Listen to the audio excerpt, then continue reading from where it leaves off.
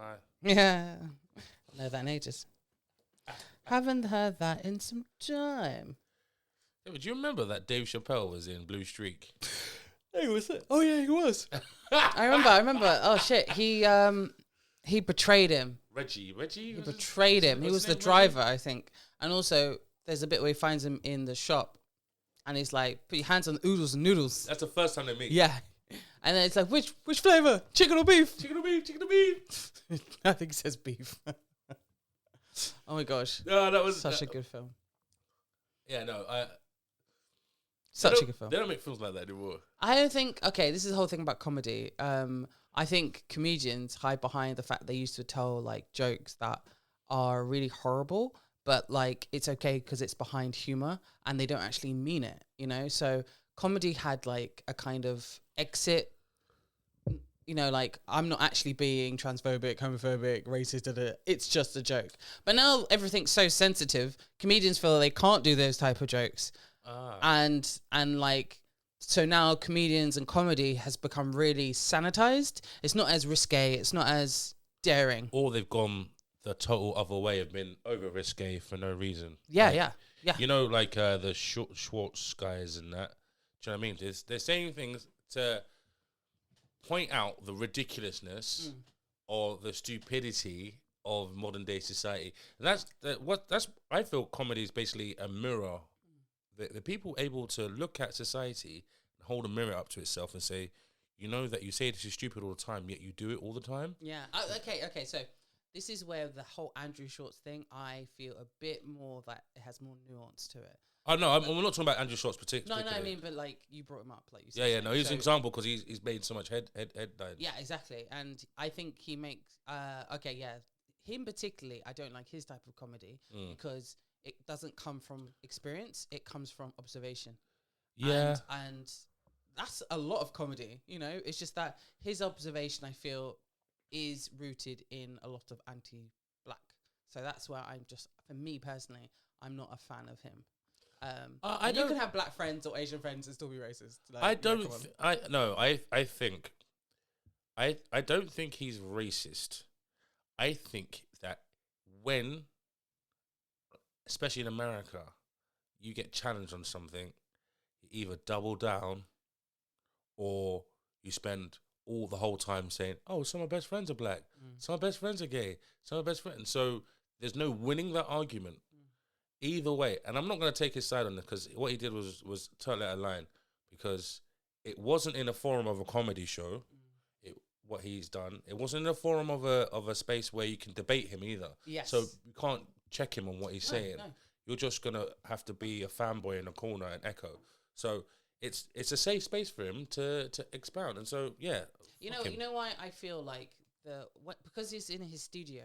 Where he does a lot of those chat with the boys and they're just basically laughing at whatever comment that he says. The reason why I like check the Asian guy in the room and I check the black guy in the room when he's coming off with a lot of like actually kind of racist shit, you know, like because it's so left field. It doesn't build up to it. He's just saying, oh, Indian guys drive bad, you know, and then goes deeper into it. And I'm like, okay, so why? What's that got to do? Anyway, the whole point is the reason why I don't rate those two guys, especially in the room, is that they don't have to be there. They don't have to be there. They choose to be there. I think they're contractually there. Mate, you can always walk out. I'm sorry, you can always walk out. Yeah, but they're contractually there. That's different. Like morals and money really tell who a person is. Yeah, but I think it's also environment, Kat. I'm not trying to excuse him, but I don't think what he says matters on the grand scheme of anything. Do you know what I mean? I feel the same thing about Andrew Tate. Same thing as Andrew Tate, you let people go unchecked, and you let people off on certain shit, they think that they can keep doing it. Just like Fret and Fish podcast. Just like a lot of these... Fresh and fit. Oh, we're jumping about here. Let's go back to Andrew Tate.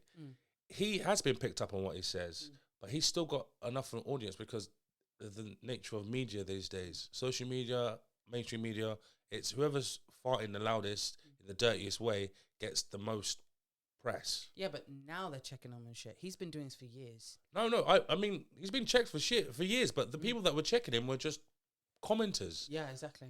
They weren't commentators, and they weren't people of any affluent. No, because he would clip farm, say something, and get his fans free of charge, right, with no copyright strike, to spread what he's doing everywhere else.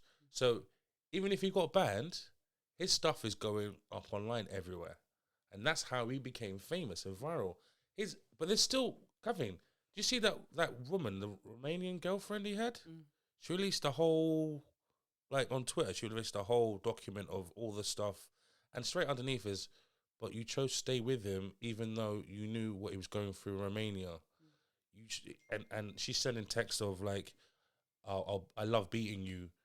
I feel powerful when I beat you. Like all straight texts from him and stuff. And I'm like, okay, I understand if you're stuck in that thing, but people have challenged him. People have challenged him. It's just it's not the right people because everyone's scared of their position. The right people are too scared, man. Yeah, and I think, when it comes to domestic violence and sexual assault and I think, again, there's so many levels to it. It's not just... nuanced. Why don't you just leave? It's like, come on. That's what I'm saying. It's like, But there's still people that confirm the behaviour. That's what I'm saying. It's not about her being stuck there. He's been like this for over a decade. Yeah. And everyone's known he's been like this for at least 5 years. Yeah. And now they're only really fucking upset because he's influenced such a generation of young men who feel like they're lonely, disenfranchised, they're lost. And they're looking at him to be like, oh, yeah, this is what a man's like. Okay, cool. And they're using the sort of shit that he says to reaffirm the deep, dark feelings or the power that they supposedly have. And that's where, again, moving into a TV show podcast. Wait, welcome to WeView. We're a WeView podcast, a brother and sister podcast where we talk about movies and TV shows and all sorts. And that was a beautiful segue into adolescence. Neither of us have seen it. It's on Netflix. So why are we segueing into it? Yeah, because it's perfect. I don't know what it's about, and I've heard that it's about challenging incel culture, but some of the complaints were that you don't see much of the female's perspective and what she was doing in terms of feeding into the whatever happens. Yeah, and I don't know what happens. Okay, so essentially it's post this kid doing something bad. I think he hurts a girl. I don't know, so I don't know the full story. He hurt a girl, and it's from the perspective of him, his dad, and the police.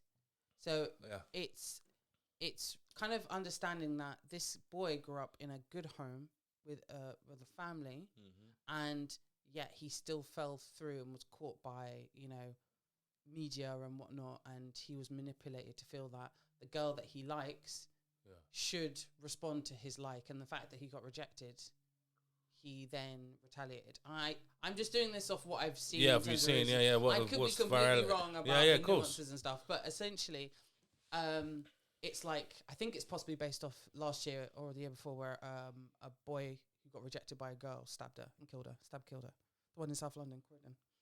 It's based off that, and the amount of girls who, young girls who get killed by young boys because of rejection or miscommunication or ownership or whatever.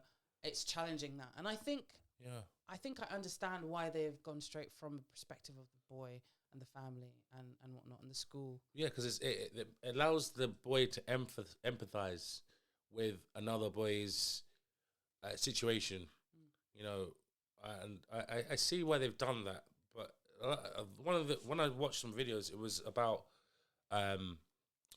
the holisticness of the totality of it, seeing what the girl's parents were going through, seeing what the girl was going through, seeing what a female police officer would have done with it, But I'm not sure if I feel that there is as I've gotten older, the stuff we watch on TV isn't on TV anymore. Yes. That taught us valuable lessons. Yeah, family and the stuff. Uncle Phil's. Yeah. You don't have Fresh Prince on TV.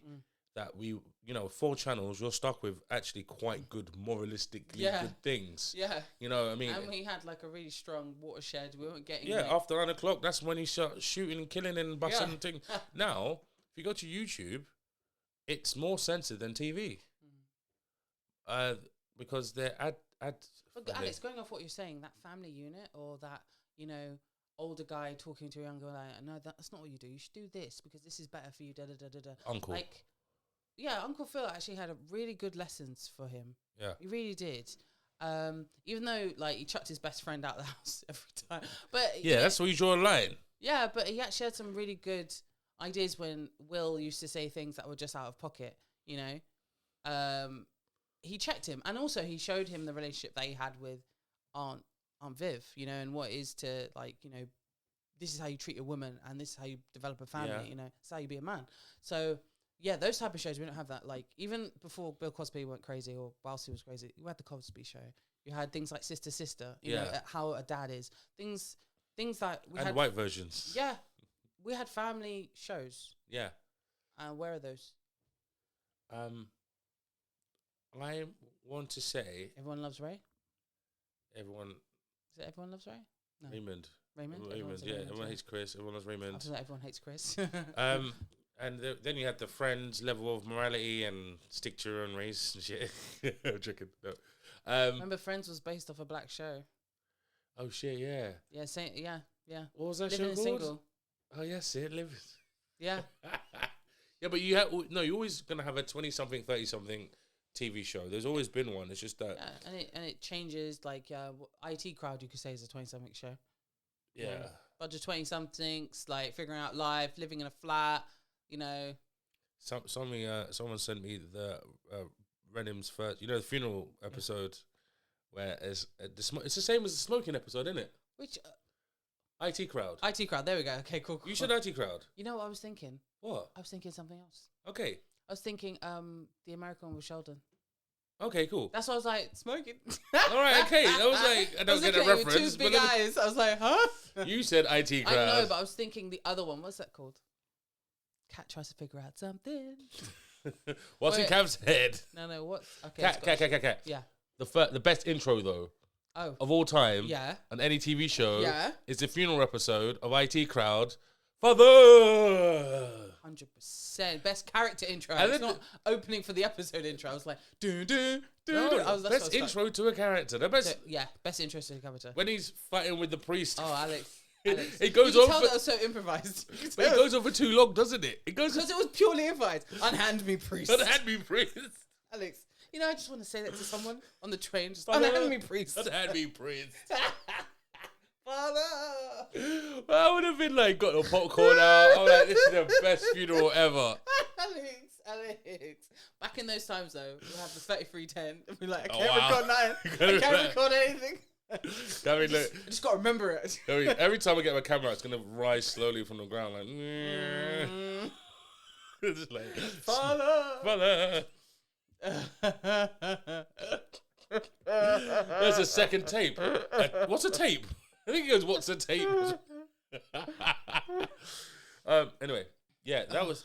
Let's go back to the serious stuff that we're talking about. Show. Yeah. I think, yes, TV. We're talking about the morals in TV. But the argument was that TV was a bad influence and it wasn't good. It's melting kids' brains. Video games are doing the same thing. Yeah.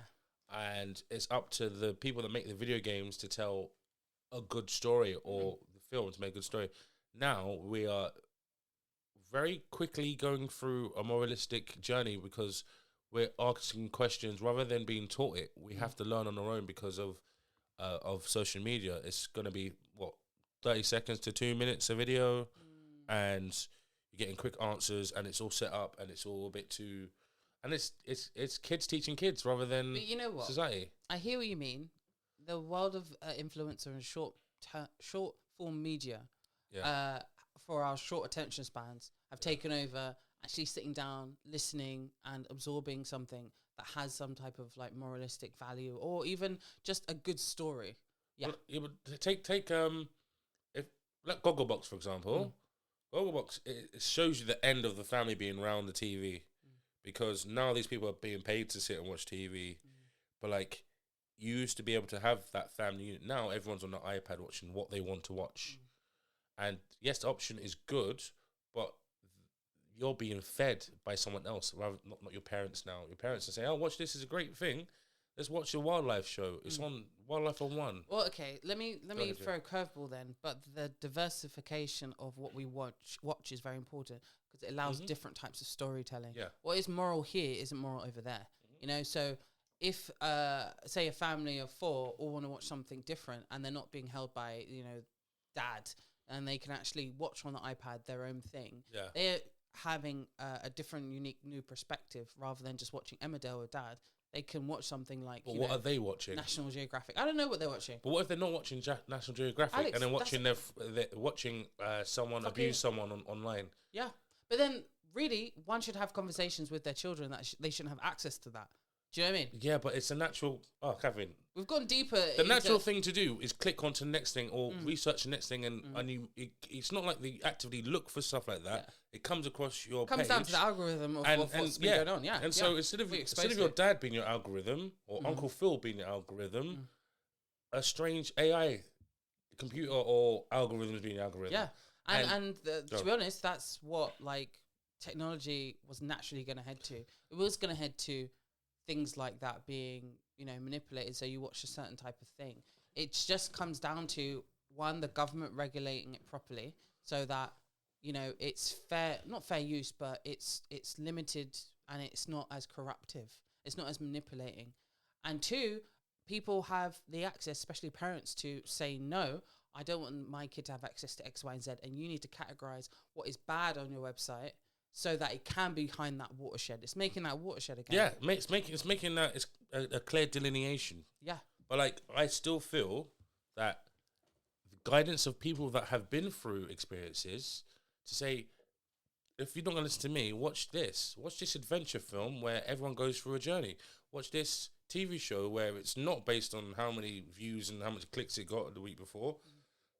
We know what right and wrong is. It's just that you need it reaffirmed, because some people, they get away with the wrong things, and what happens is, if they can get away with it, I can get away with it. If this person slaps a woman, it means I can slap a woman. Person kicks a man in the balls, means I can kick a man in the balls. It's funny in the moment, but let me try it because it's funny in this situation. Or we didn't stop and say, that was bad. Why did you do that? Not been challenged and being said it was wrong by everybody and condemned. You need that in the course of, but I don't know. I wouldn't. The only thing I would say is, should kids have access to things like that before going through a morality test or I something? think morality doesn't really kick in into your mid-20s. Really? Yeah, whether you really realise that maybe jumping off the house isn't the best thing. Onto the trampoline. Maybe that isn't the best thing, because you know what could happen? I could hurt myself. That's a bit black and white. I can mess things up, Maybe I need to rethink this. That's a bit binary, because we've managed to, as kids, in our own journey, we've actually been able to have good morals most of our lives. Do you know what I mean? Yeah, but also the morals can change. But no, we made bad decisions. Yeah. But it's from a structure of morals. It's not binary. It's not once you do something bad, you're going to be bad for the rest of your life. I'm talking about decisions rather than morals. Okay, yeah, I get what you mean, though. I get what you mean. Yeah, I think morals then obviously kick in morals really early. Guide your decisions, don't they? Freaking 8 or 7 or 6, where you're like, okay, am I going to lie about this? Is it bad? Is it good? What's good consequences? Or bad? You've got to learn all that before. Yeah. No, so I went one step ahead, which is looking at the decisions based off the morals. Morals, yeah. Then I'm like, decisions are stupid until you get to your front lobe of course. developing. You're like, maybe I shouldn't smoke that crack. So what have I seen? I've seen someone with all right, they made a choice to be a bad person based on what they know is good. So they've already got a list of morals. It's whether they engage with them or not. Yeah. That organizes their decisions. Or you could just naturally have bad morals. I don't know. Most people, they know what's right and wrong when they do the wrong thing. They know that this is going to affect their morals and their conscience later on. Yeah. It's just they have to, Lady Macbeth, unwoman me. Apparently because women had perfect morals and men, make me a man so I can do this bad deed. Which is complete bullshit, saying that men could get things wrong and women can't. But you know what? It was 500. Yeah, 500 years. So it's not set that higher bar for them, guys. Yeah, the bar. Billy Shakespeare. Bar was a bit low, and how many people wrote too? But it could have been this personal woman's belief of how women should be, and I don't think we should say every woman of that time believed that. But if Lady Macbeth felt that as a woman, I shouldn't be encouraging my husband to kill somebody, but we need this, and for us to get better in our life, I need to stop thinking in a good way, unwoman me, and coerce my husband into stabbing his king. Do you know what I mean? That is Macbeth. So It's deep. it's You know what? Quick question. I know on. it's a bit off, but like, Go on. is that an actual surname these days? Like, is there someone Yeah. called John Macbeth? I know there's a guy online guy YouTube called, called Ryan Macbeth. He talks about war stuff. I feel like it's a performance name. I need to know No, your Macbeth lineage. No, he went to he was in the army. That's his official name. His name is Macbeth. Yeah, it's not. It's Like if I go onto the freaking like National Archives, it's still like, you'll find a lot of Macbeths. Macbeth's. Yeah, but they spell it with a capital B, not MACBETH BC. Well, MCB. BTH Betch. It's Macbeth. I put a C in there. You know, I didn't even notice. So Macbeth is the play is MACBETH. BETH, yeah. Yeah, whereas Macbeth nowadays is spelled MC? MCBF. Macbeth. BF. Macbeth. So look, if you put in Macbeth, it will come up with all one word. It will come up with the play. Yeah. You put MC Beth. Yeah. MC. Alex. MC DJ Beth. You put in MC Beth. Oh no, it comes up with Macbeth as well. Yo. But Alex, if I can find someone called Macbeth, I would marry the shit out of him. Gavin, is McFly a surname? Alex, it is McFly. It is a surname. Because No, it's a band. the people, it's a job. They used to do fly fishing. And then they got a Mac. You know the former Scottish leader, Alex Salmond. Oh, yeah, salmon. Do you think he was a fisherman then, Alex Salmond? They got good Probably, salmon. the salmon, they got salmon from the North English Sea. I felt this. You know what? We've gone completely off just topic. going back to movies, but Okay, I'm going to cool. stay in the same subject, right? Okay, yeah. I was thinking, who the hell is not? No, KN. No, because you got Nottingham Yeah. and you've got Notting Hill, and the ing means child of, right? Someone's called Not. Yeah, there's someone called Not, like Watford. There's other Watts out there. Yeah. Is there what? Yeah, Watford. Yeah, no, but is there other Watts? That's what I was thinking. Yeah, no, going back Yeah, to your Not. what Who's is the a Not? common name? Who's Not? Who's not? Anyway, so That's deep, Alex. you know how I got to that thought is because I'm looking for the real Notting Hill. Like I want to Like, where make it's that actually- movie of the same plot of a poor person from the street and a famous person from out there in the world Yeah. hook up, and the world is like getting in the way of things. But Yeah. It's quite a common. make them romance trope. ethnic. Make them ethnic. There's no black people in Notting Hill. Yo. The movie. Yo. I don't see. I watched that film the other day to try and find people that may be like even colourful. All right, Alex. According to Google, Wikipedia, the English name of Nottingham is Anglo-Saxon in origin. Yeah. A Saxon chieftain named Snot ruled an area It was known called as Snottingham, yeah. Nottingham Yeah, it was called in Snottingham. Old English, the homestead of Snot's people. Snots people. Some authors derive Nottingham from Snottinga and yeah. Hampstead, and this has nothing to do with the English form. So there you go, Snot. From Yeah. So Snot's who's people. Snot? Who's Snot? It was a chieftain. Snot. Anglo-Saxon chieftain. No. So if you put in Chief Snot, Yeah, Chief Snot. what does that come up with? Chief's Snot. Snottingas. Okay, so Alex, have you watched anything? Sorry, guys, we can't talk more about adolescence. Hopefully, I'll watch it next time before. Yeah, we'll try I and don't make it really want to watch sad shit right now, so No. I've been avoiding sad shit. Alex, what have you watched? You tell me. I tell you what, I've been watching, and Alex, all right, sultry jazz radio show host. Catherine, you gotta get a radio voice together. Okay, sorry. That's beautiful. You hit it straight away. Okay, sorry. Hey, my name's Kat. No, Alex, it's not that deep. You got the voice of the woman from Warriors. Which one? One of the prostitutes. The radio voice on Oh, Warriors. Right, yeah. Come out to play, eh? No, the one with the really big teeth. Yeah, but she's a famous actress. Yeah, she is. Anyway, going back to what you've watched. Yes, so I watched the first 6-7 episodes of Born Again Daredevil. I'm gonna tick that one off the list. Okay, yeah, tell me about it. So let's just like set a scene. The snapping has happened, yeah?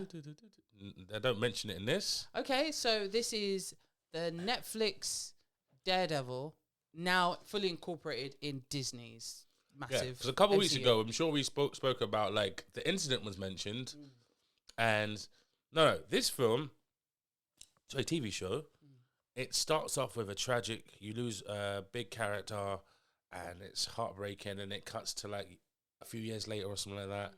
And Fisk, the Kingpin, is going for mayor of New York. Oh my God. And Eric Adams. what? No, I was just thinking about the current mayor and how shit he is, and how he was also part Do of you the think purple. Fisk will free Luigi? Yeah. Would Fisk free Luigi? He would give him a thing and then put him out the back door and make him an assassin. That's what he would do. That's what Fisk would do with Luigi Mangione. So there's been a few Turn him things into assassin. that has happened since the end of whatever the last thing they did. Yeah. I'm not sure if it was the Immortals or whatever they had, or Eternals. Eternals, or whatever the show they had. That could have been a better show, man. Well, the movie Eternals. No, the one they did, the street level one. Defenders. Yeah. Okay, so the one with Daredevil, Nick. You can shoot me, I'm fine. Cage. No. Luke Cage. Iron Fist. Yeah. Luke Cage and Daredevil. what's her face? That chick. Sarah Parker? No. Jessica Parker. No. Jessica Jones. Yes. Wow, for like just What's bare happened? girls' names. Shit, like Dude. Sarah Parker. If you said Britney, I would have walked out. Britney I'd be like, Parker. I'm done, Alex. I'm Britney through. Spears. I'm through. I'm done. Sarah Spears. I'm done. I'm through. No. Yeah, so no. After how they left it with Netflix, and I feel like there was a few narrative issues with the Netflix show, and I feel that it's been cleaned up. This show is so much different but the same. It's kept very much the same energy, and it's not very, there's no exposition because you can just go and watch it on Disney Plus. Yeah. The previous shows, and they are very different in terms of format. Yeah. But like the structural narrative, like there was one episode that was just a bank robbery. Oh. Yeah, just a bank robbery. Set inside the bank. Yeah, it's inside the bank, and it could have been its own self-contained Daredevil. He hasn't put the costume on. Oh, even now? Well, you're episode 7, right? Yeah, I think he just put it on. Okay, and what is it, like 8 episodes, 12? Or what's I don't know. okay, so you're up to date. But I watched the last episode yesterday. But like, I'm not sure when it's coming out because it came out with 3 episodes and then we stopped. I hate when they do that. And they did another 3 episodes. Like pick. And the cameo from Punisher was great. Yeah, I heard good things. Yeah, well, yeah. It's just a lot of build up. You know how this show, a lot of build up, but with different plots and stuff. I'm still not sure what the mayor line is about. Where they're going with it. Yeah, whether he's going to be more criminal or more. Because the further it gets, the more he's going back to the old Fisk and trying to fight the old Fisk, but still maintaining everything. The peripheral characters, I don't think we've got too much of them. It's just mostly Fisk and Daredevil and what they observe in life.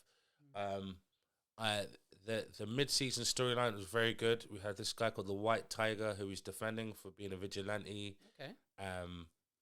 And then that spurred on the corrupt cop storyline. So you got multiple storylines. You're getting new bad guys. You're getting new protagonists. I think they might write a new characters out of it. You know what I'm saying?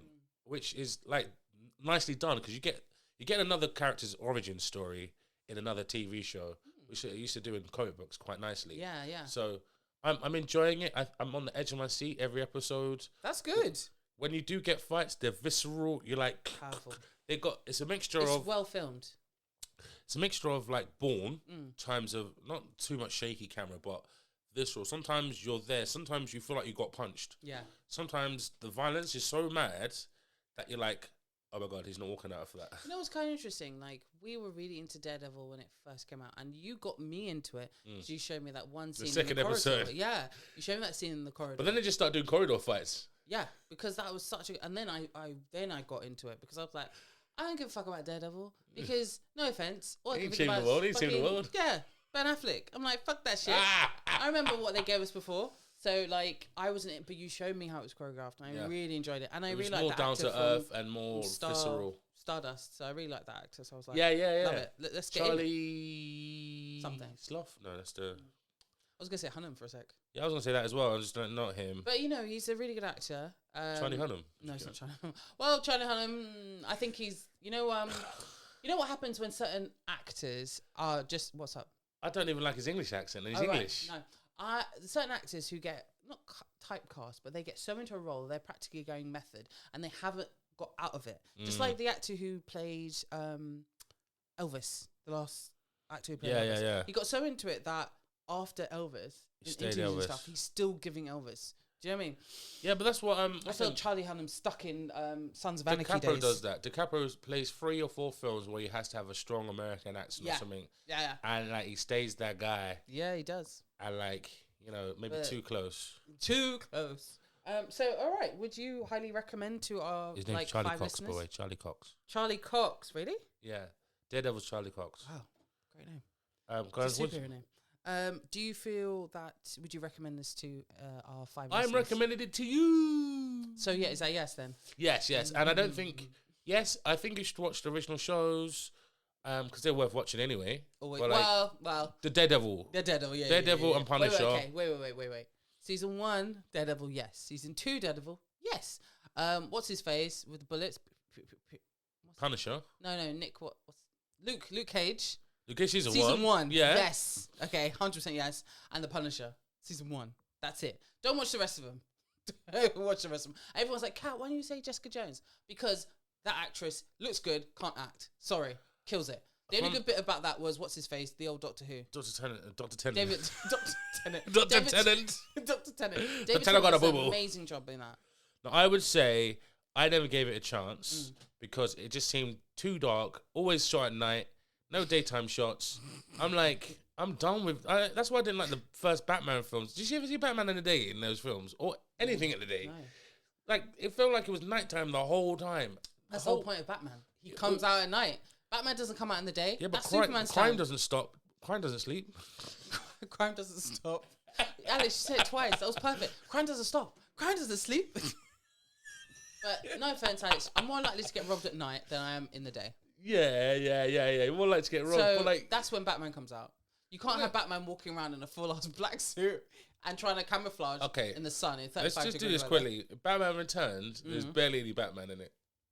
It is Batman Returns. It is the Penguin, Oh, Catwoman. Right. You see a lot of Batman. And the other guy. They create a bad guy. Christopher Walken. Yeah, just mayor. Christopher Walken, evil mayor. Yeah, what was it with Batman? What was this? So you had the Penguin, you had Catwoman, and evil mayor. Evil mayor, and then like I couldn't suspend belief for how they hacked his car. Like, where did they get technology to hack his car? And then like, anyway, yeah. Was it those ice skaters from the Penguin who hacked his, like, took his windscreen? I'm sure there was the same ice skaters for Arnold Schwarzenegger with Mr. Freeze. Definitely. And let me tell you this, all right? The best, Alex, I stand on 10 toes. Max the Schreck. best Batman villains, okay? Yeah. At the top is what's his face? Kevin, R.I.P. You know who I'm talking about. Joker, Dark Knight. Yes. Do you reckon that's the best Batman villain? Best Batman villain. Okay. Second, fucking Arnie. Mr. Freeze. Second villain. Easily. Second villain. I'm sorry. Keep going. Third's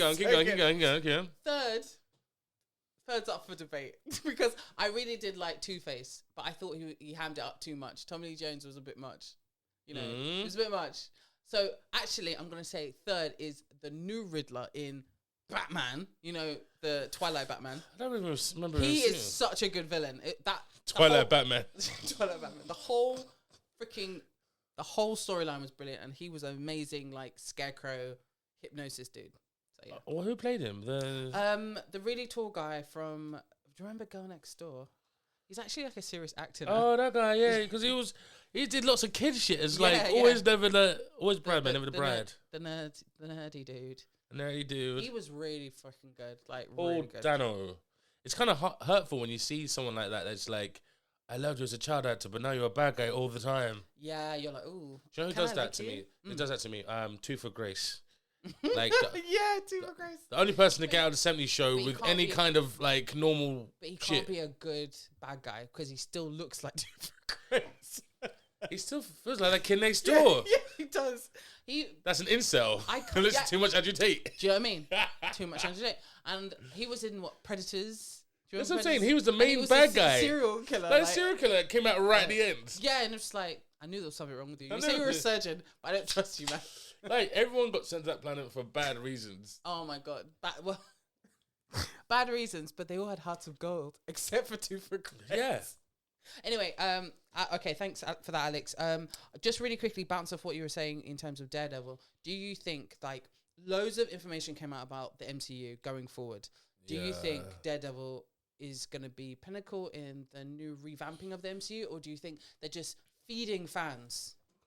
I want them to stop using him as, like, this lawyer that shows up every time a superhero gets in trouble, like in She-Hulk. Yeah. But I think that he is the most solid character they have at the moment. Yeah.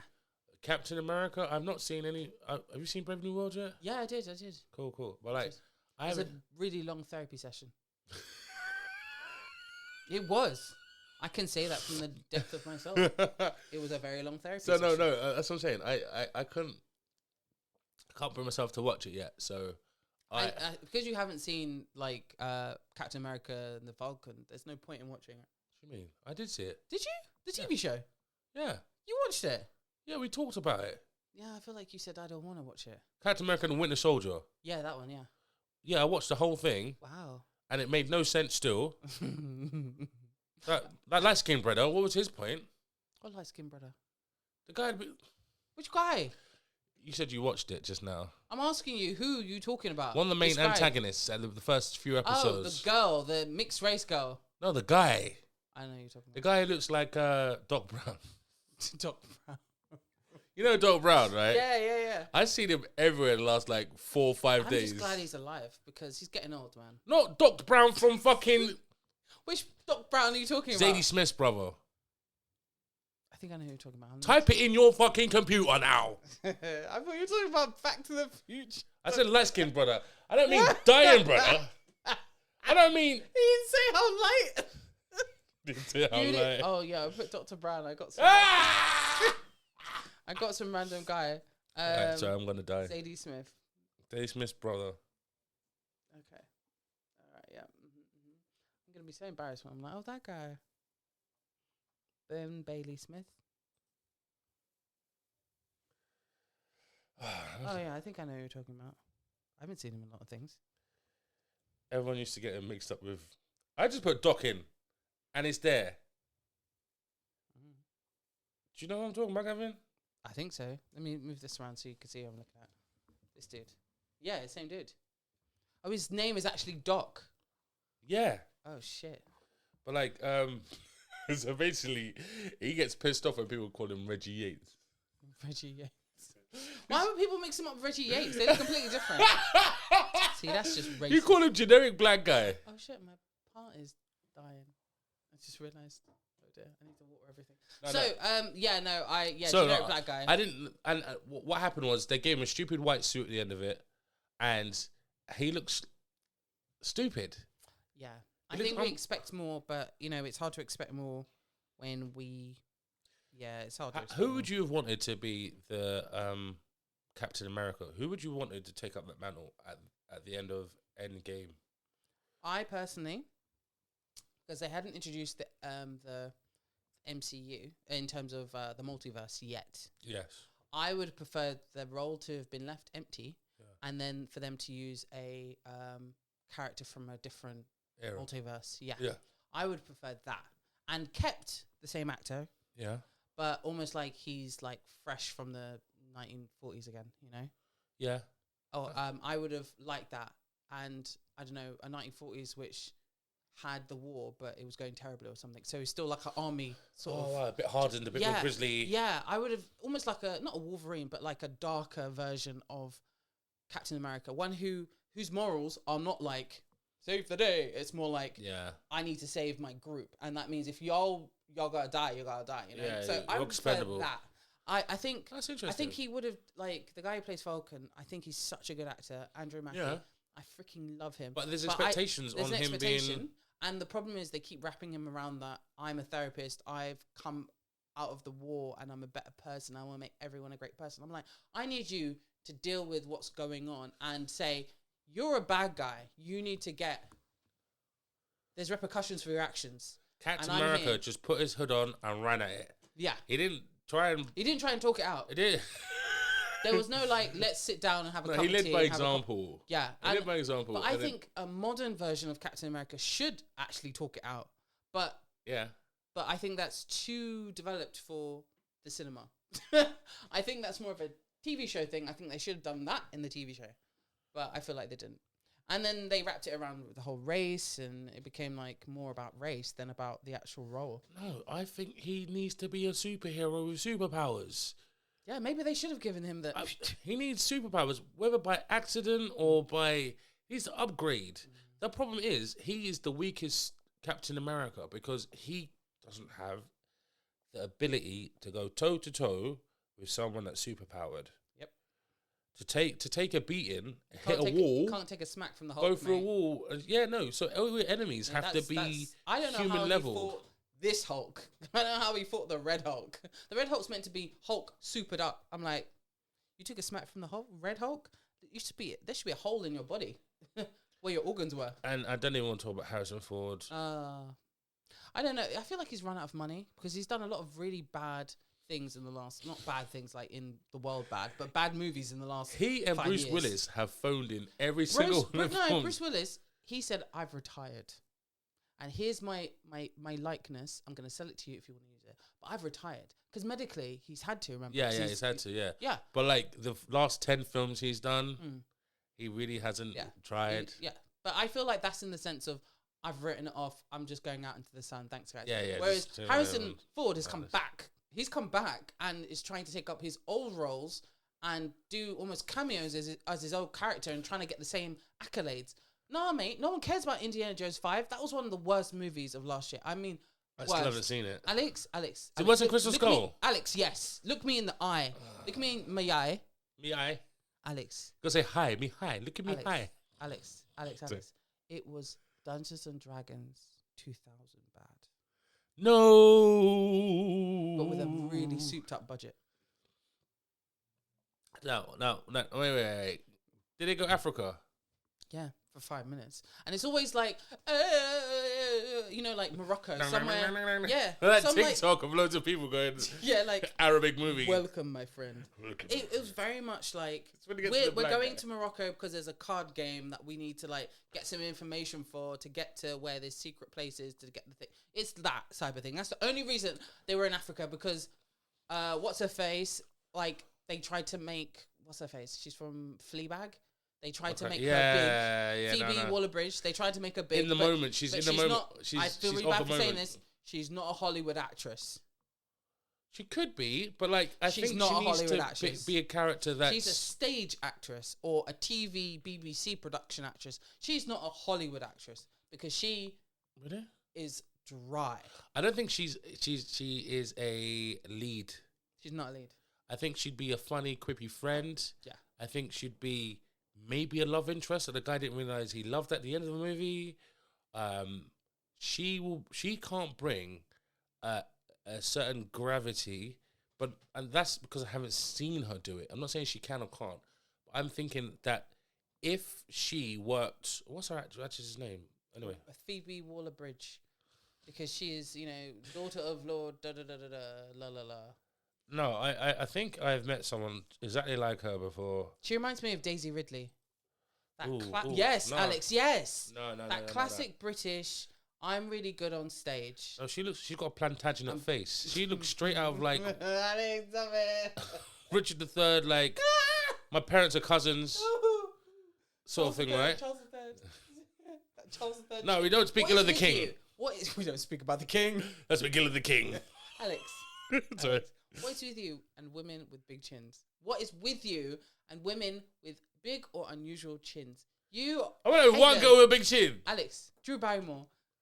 All the people who've listened to our podcast over the years, the way you slammed off Drew Barrymore because of her chin. And now that little girl from Last of Us who has the same sort of like, 1066 face. My girl from Jorah's niece. Yeah, she's got like she has got a Jorah the Explorer's niece. Battle of Hastings sort of face. Yes, it's a Plantagenet, isn't it? Yeah, but like she's got the chin, and you hate women with chins. do you mean? My ex-girlfriend had the chin of doom. Cover your face. Anyway, I wish we were live. Should we go back to the TV show? So, Alex, thanks for that. All right, so we'll check out things. Can I tell you a little anecdote? Is it my go? Yeah, but no, it's my go. Alice, you just did Daredevil. You just did whatever that was. Yeah. What was what? Captain What was America, what? Brave New World. I've not said shit. I was reminding you of what I said beforehand. I wanted to talk to you about news in the MCU right now. Sorry, you were going to say something. No, I want to tell you a story. It was sort of... Okay. Do you want to tell the story or should I move on to the news that's just come out? It's only like... yeah, go no. Okay, so MCU news that's just come out. First is Spider-Man. So the new Spider-Man Across the Spider-Verse. The new title is Beyond the Spider-Verse, and this has been released in the last 24 hours. It's not MCU? Yeah. Sony? Well, adjacent. They're still working together in terms of the Spider-Man verse. No, that's just totally Sony. Either the way, cartoon comic one. book, Sony, freaking Beyond the Spider-Verse. That's Yeah. what they're calling it. Coming out in 2026 or 7. I'm done. No, it's actually totally worth it. So that's No, fun. it was a great film, great cartoon, but like, if you're doing 2 pieces, start making the next bit before you finish the last bit. That's true. I give that. But there's also the fact that Spider-Man, the Tom Holland, they're having Spider-Man 4. The ginger from Stranger Things, I want to say her name is Casey something. She's been cast in the role. They haven't given her her character name out yet. People may think it's Gwen Stacy, but it is Tom Holland post everyone forgetting who he is. So he's gone back to roots, Sadie Sink is her name. Cool, Sadie. They've gone back to grassroots level Spider-Man. I thought you meant Barb. Oh, Bob. What, Bob from Stranger Things? You fucking hate Bob. I thought you loved Barb. You hated Bob. No, I thought you was talking about Barb. No. I was talking about Max. Max. Yeah. Now I know it was just Max, but I forgot Barb had ginger hair. Yeah. It's like Barb was the most viral person for like a week. She really was. I think. Free Barb, save Barb. Oh man. What about Barb? Yeah. What about Bob? What about Barb? What about Bob? Avenge Bob. Avenge Barb. Yeah, because you know what? As that friend, and I've been that friend, who's gone with a friend who wants to then make out with some next year, and you're just left. It's third wheel. I could have been eaten by the. Can we just did a holiday where you was like ultimate third wheel? Come in. Why don't you say third wheel? I always think about the fucking Trotters van. Kathleen, everyone's Robert Reliant. Every time. Robin Reliant, I'm I think it's called. No income tax, no VAT. I've seen someone take that on a corner and just like... The whole paint on the side is gone. Do you know, it was just basically a moped. It was. Or, one of those things where... A tuk-tuk. Yes. Tuk-tuk. It was in Peckham, right? It was in Peckham. It was set in Peckham, but oh man, I remember so seeing good. one, Kevin. Well, first time I saw one was down here, outside this very house we're recording, and it's taken a left, and I'm like, it's gonna fall, it's gonna fall, and the wheel comes off the ground, and it was fine, he saved it. Oh man, that was such a good show. Oh my god, such a good show. That's the second time it's come up today in my conversations. And so MCU wise, the shows that are coming out. So Doomsday, they've announced the rest of the cast. Doomsday, isn't that Avengers Doomsday. Oh, okay. So wait, pause.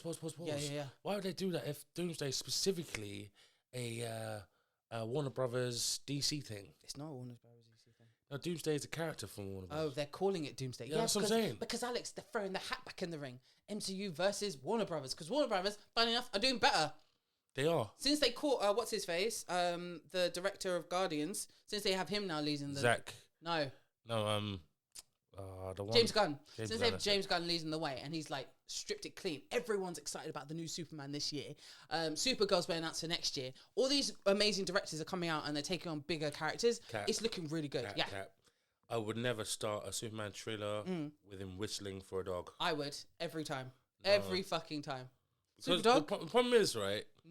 When they brought those characters out, they were trying to expand franchises.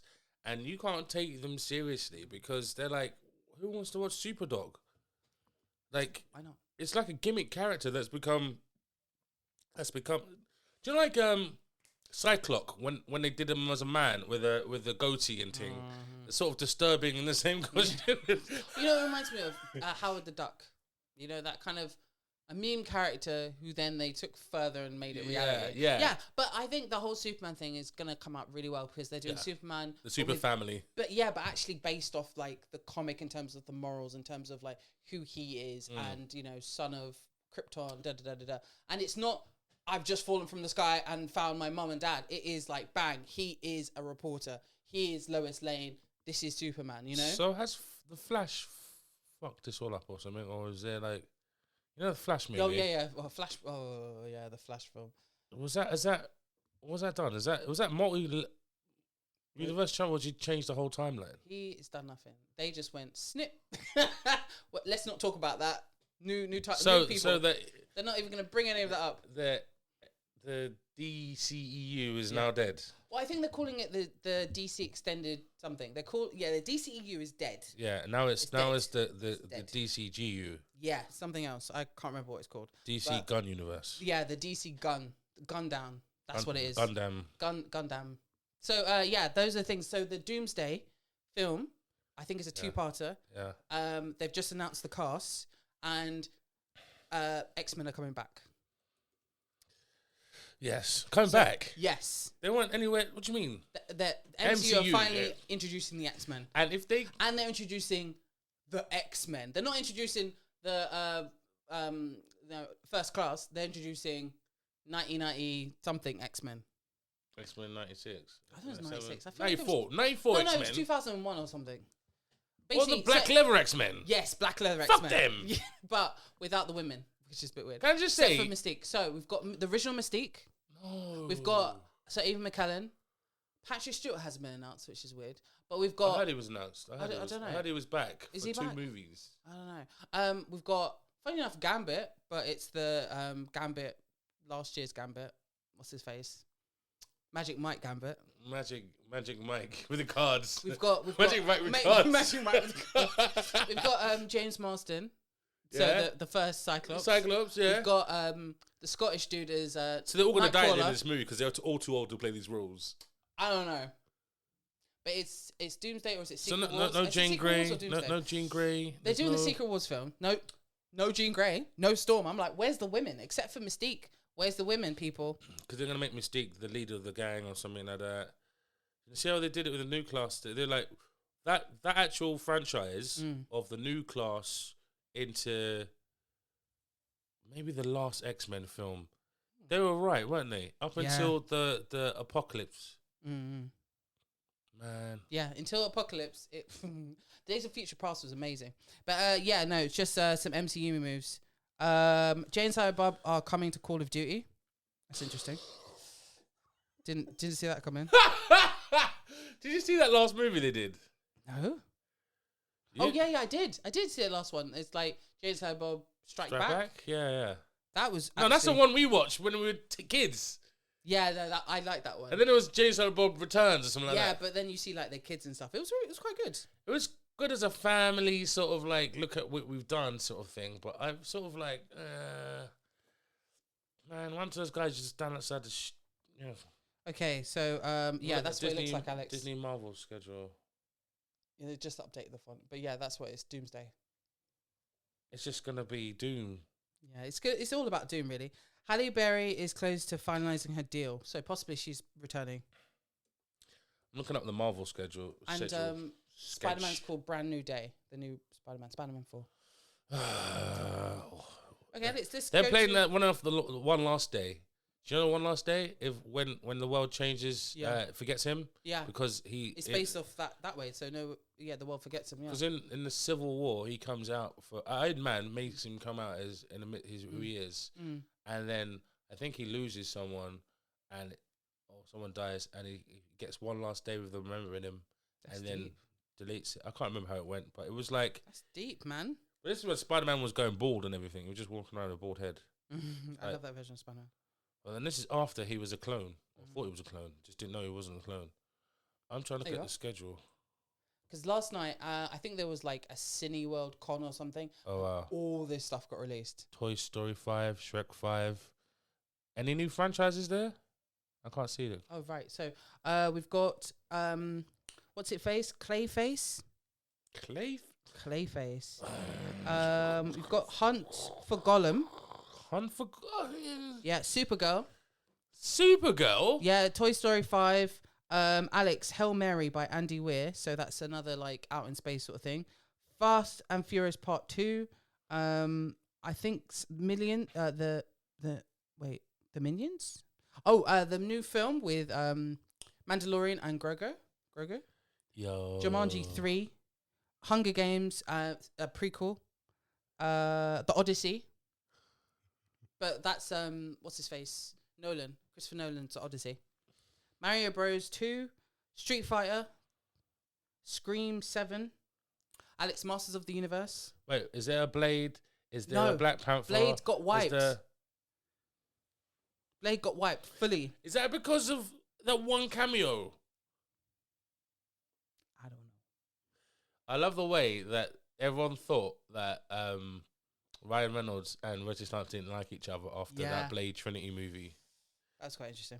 So wait, wow! I reckon he could still play. So Wakanda, it looks like Wakanda's coming back. Wakanda's back. Wakanda's back, baby. Wonder Man, no, Wonder Man. A Wonder Man, Alex, Pa. we need to get through these reviews. Come on, what time is it? I'm a Wonder Man, Dad. Pa, let me just get my water. I'm a Wonder Man. I'm a Wonder Man, Father. So far we're on 56 minutes. No, I have a cream soda. I'm just, do you know, I think I'm fatigued. I think it's like I want to do more of my life. I want to see an epic movie, and I feel like I have to make it. So I'm probably. I'll be there for you, Alex. I'll be there. So, do you want to? All right. So what else did I write down? I'll tell you to write down. We got to do it fast. Like, hold on. 3, 2, 1. How about that? Oh my God! Do Black it. people come together. Oomph. Okay, so Clapping hands. Clapping hands for Hey, Jesus. Let me Okay, basic, Interior didn't I? Chinatown. I'm on the last episode, and I still don't know. You can't read my handwriting. It kills me. You used to be able to read my handwriting, Alex. What happened? So I'm gonna put upside It's down. not hieroglyphics. I can read it sideways. Read it backwards. No. What did I say? Invincible season 3. Let's talk about that. Yeah, let's go. I still haven't watched it. It's a marked improvement from the last season. Yeah. Not so much filler, but still filler. How many episodes? 8. Okay, so And they released them in batches. Mhm. The first batch and then weekly, but like most of it was done by the time the first batch come out. Do you know what I mean? I feel that instead of putting money into Rings of Power, you put money into this show because it will cost them markedly less. You're just paying people's wages rather than CGI guys. I think CGI guys are the biggest rip-offs in the world at the moment. I think they are because every film needs them or every TV show needs them. You know? But the amount of money you're paying them is the same as if you hired the scene and just filmed there and moved everyone there, paid for the travel, everything. That is the same because the films aren't getting more expensive. I don't know how the CGI, if you're cutting out that cost, why does the film still cost that much? Because I'm not in the industry, I can't honestly say. No, but there's people. But I feel like there's a certain nuance to being able to not take everyone to the dunes of the Sahara to film that one scene that you need when you can do it by computer and keep everyone in America. You don't have to deal with customs. You don't have to deal with shipping or traveling or schedules. I had that same thought. You know, I was watching Witcher again last night with a friend. He never seen season 1? Yeah, season 1. I fucking love season 1. Alex! Yeah? I've watched season 1. But like season 2 just felt like in one studio. Season 2 was such a worst. That was a COVID show because it had one set. It felt like one set. Nothing else happened outside in the world. Dead. No traveling to nowhere. Dead. I can't remember season 3. Can't remember. I didn't watch it. Because then the Netflix household thing, I was like, I can't be I don't know what it's about. Might just start watching it now. I know. So my point was that what was you talking about? Fuck. Witcher. You talking about Witcher? Yeah, but what was the subject before? I don't know. We're talking about Disney episodes, Interior Chinatown. You were talking about stuff. No, I didn't say interior. I changed the subject. Give me the paper back. What did I pick? I picked Invincible and budget. Yes. Money, budget. CGI, how much they spend on it, and how you could take everyone there. Wow, I just lost it. Anyway, so all I know is that I started watching Witcher again. This is Invincible review. All right, I started watching Witcher again, and the the pacing and everything of it was so well done, Yeah. and I really enjoyed it. And I'm still trying to find out what I'm thinking of. Anyway, back to Invincible. CGI. You know, it was just CGI, but it was the narrative and everything else. The flow was so good. I think Invincible this year was much better. I felt like you didn't get like wasted episodes, even the ones that weren't plot. They were very good and well made, even with new bad guys and what's happening with peripheral characters. I do like seeing some of the peripheral characters. It's not just Invincible. I do like how they've developed the world a bit more. It's very nice to see each person going through their own existential bullshit, blah, blah, blah. Really well. But it got about 5 minutes into the story of the world. Like, every bad guy from last season and the season before come back to have their own episode. Right? So we don't get any further because he has to fight. And then, like, you know, he's supposed to be invincible, but he's getting battered more than he was. Every time. He gets blood everywhere. And I don't mind. It creates some adversity in that. And yeah, because that's the thing about Superman. You can't fuck him up. You can. You can fuck with Superman. It's very, very rare. You have to be from Krypton. Or not have the sun as your You have to put him in like a white battery. Yeah, you got to lower his battery. But I think this show, I think at certain episodes it developed, at certain episodes it felt slow because I feel that there's still a lot to tell, or there's not enough to tell and you're filling out the space. You know, I don't see it landing in the right space. I thought you would have much more complimentary things to say about this show, but you've been really pumping it for ages, and to get season 3 so quickly after season 2, after the gap between season 1 and 2, not lose quality, it's very fucking hard. But it didn't get anywhere still. So it's basically, this is a filler season. No, because actually you might be right. I think there's an impending doom from the end of the first season. That it's like, I didn't mind the White Walkers not turning up until the second from last episode of Game of Thrones, because it wasn't about the White Walkers. They were just an existential threat that was always coming. And by the time it came, no one was ready for it, which is still stupid, but like... Because, no offense, we've been telling you for ages. Other people have been telling you, literally, these guys are on the other side of that wall. Yeah. And they're like, oh, the wall's going to be fine. And it wasn't fine, you know? So I hear what you mean, but it's a filler, essentially. Yeah, I hate to call it a filler because a lot happens. Why not call it pre-ultimate series? You know, penultimate. Penultimate. That means it's the one before the last. Yeah, one before something last happens, because that's what we're waiting for. Something's about to come, right? Yeah. Something's about to come, but it still could be another 2 seasons before it comes. True. Because it's just like everyone's just turning a corner, and I feel like, I'm only saying it negatively because I'm a fan and I want to see more of it, you know, not because it's crap. You want them to develop more, to add more. Yeah. There's a few things that don't make any sense. They found this thing, like, I'll tell you, it's not a plot thing. They found this thing that can calm or subdue Invincible. It's a little ultrasonic thing, right? Yeah, kryptonite. Right? It's from when he fought a fish monster, right? But, like, there's nothing to say that frequency wouldn't damage humans' hearing as well. Yeah. It didn't make any sense. So everyone's just standing around there, like, and the high-pitched noise is going. And, like, why aren't you facing it? Why aren't you bothered by it? And all he needs is some cotton buds. Yeah. Like, literally, basically, when he was ill, they embedded it in him.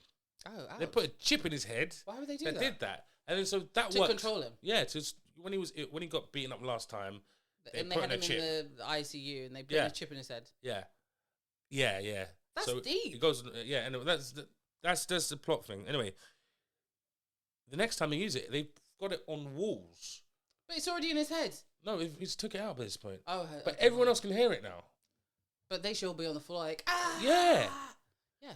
So unless it's at a frequency that we don't hear. There's little holes like that, and I do like the way people have grown and people have changed, and it's not a show where everyone just stays the same age and stays in the same thing and just like, all right, at the end of the episode, let's revert back to where we were before. Yeah, you know, there's like depth. There's depth. Well, it means you have to show the TV show in order, like. Yeah. Anyway, Kevin, that's my review for Invincible. I'm really happy with the show. What would you give it? Like, I'll still give it like a solid 7. Yeah, so it's 8.5. 8.5. That's high, man. A very high show. Just I start from high and then work my way down. Yeah. Do you know what I mean? Yeah, you start. It was amazing. It was the best, and then you just chip. I chip away because chip away at the fat.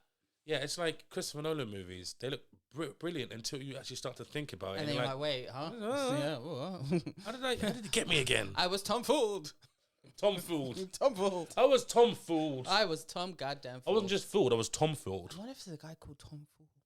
That's crazy. Okay, I will talk about something now, Alex. Please. Alexander. Okay, I'm going to talk about the one I want to talk about because I don't think we'll get to the other ones. But because this is most recent. I watched The Residents. Say again. I watched The Residents. I watched The Residents. Yeah, I think I turned away looking at you looked at the window like, I was like, I watched The Residents. I was like, Kevin, I watched. Okay, sorry.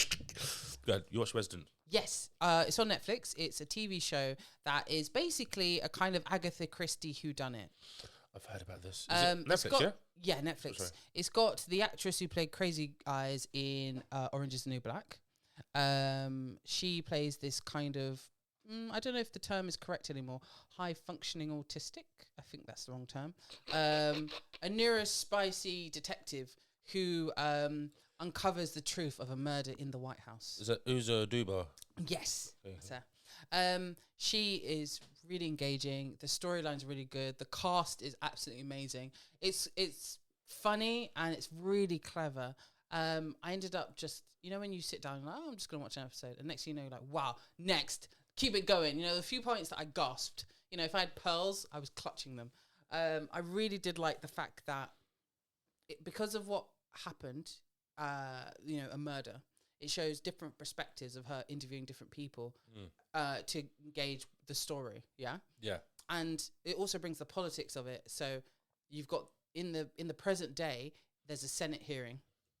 Yeah. And it's them telling reflecting the story on it as they're going. Yeah. And so what the actual murder and everything going through is the past. And then they bring up like past where people were before or during the time of the murder. Yeah. And so it's very it's very detailed. The stories are woven really well. And I love the fact that it had Al Franken as a senator in it. He made a cameo. And I was like, yo. I was like, lad, welcome back. Is he still alive? Yeah, he's totally still alive. So, guys, if you don't know, Al Franken used to be a senator, but he had to step down due to sexual misconduct. He was a comedian before that. Yeah, he was. And there was a photo of him, when he was young, and there was, an asleep army lady, and he did, a honking boob motion to her, and that was taken as a picture, and someone brought it back to discredit him, and he stepped down because of it and everything. So, yeah, it was really interesting to watch as a show. I thought it made me laugh. I think there were so many great actors in it. It didn't feel hammy. Sometimes American comedies can be really on the nose. And you're like, oh, I know what this is. I've heard just nothing but Agatha Christie thing on, I think, because Knives Out. Yeah. Oh, I watched Knives Out and I was like, that's all right. Yeah, but everyone was talking about it. Yeah, they were, and I was like, it's not. Who done it? It's okay. I'm sure we can find the recipe for a proper Who did do it? No, but everyone talks about it when they watch it. Maybe limit how long it. You got 24 hours to watch this. Yeah, that would be brilliant. That's really interactive viewership. Yeah.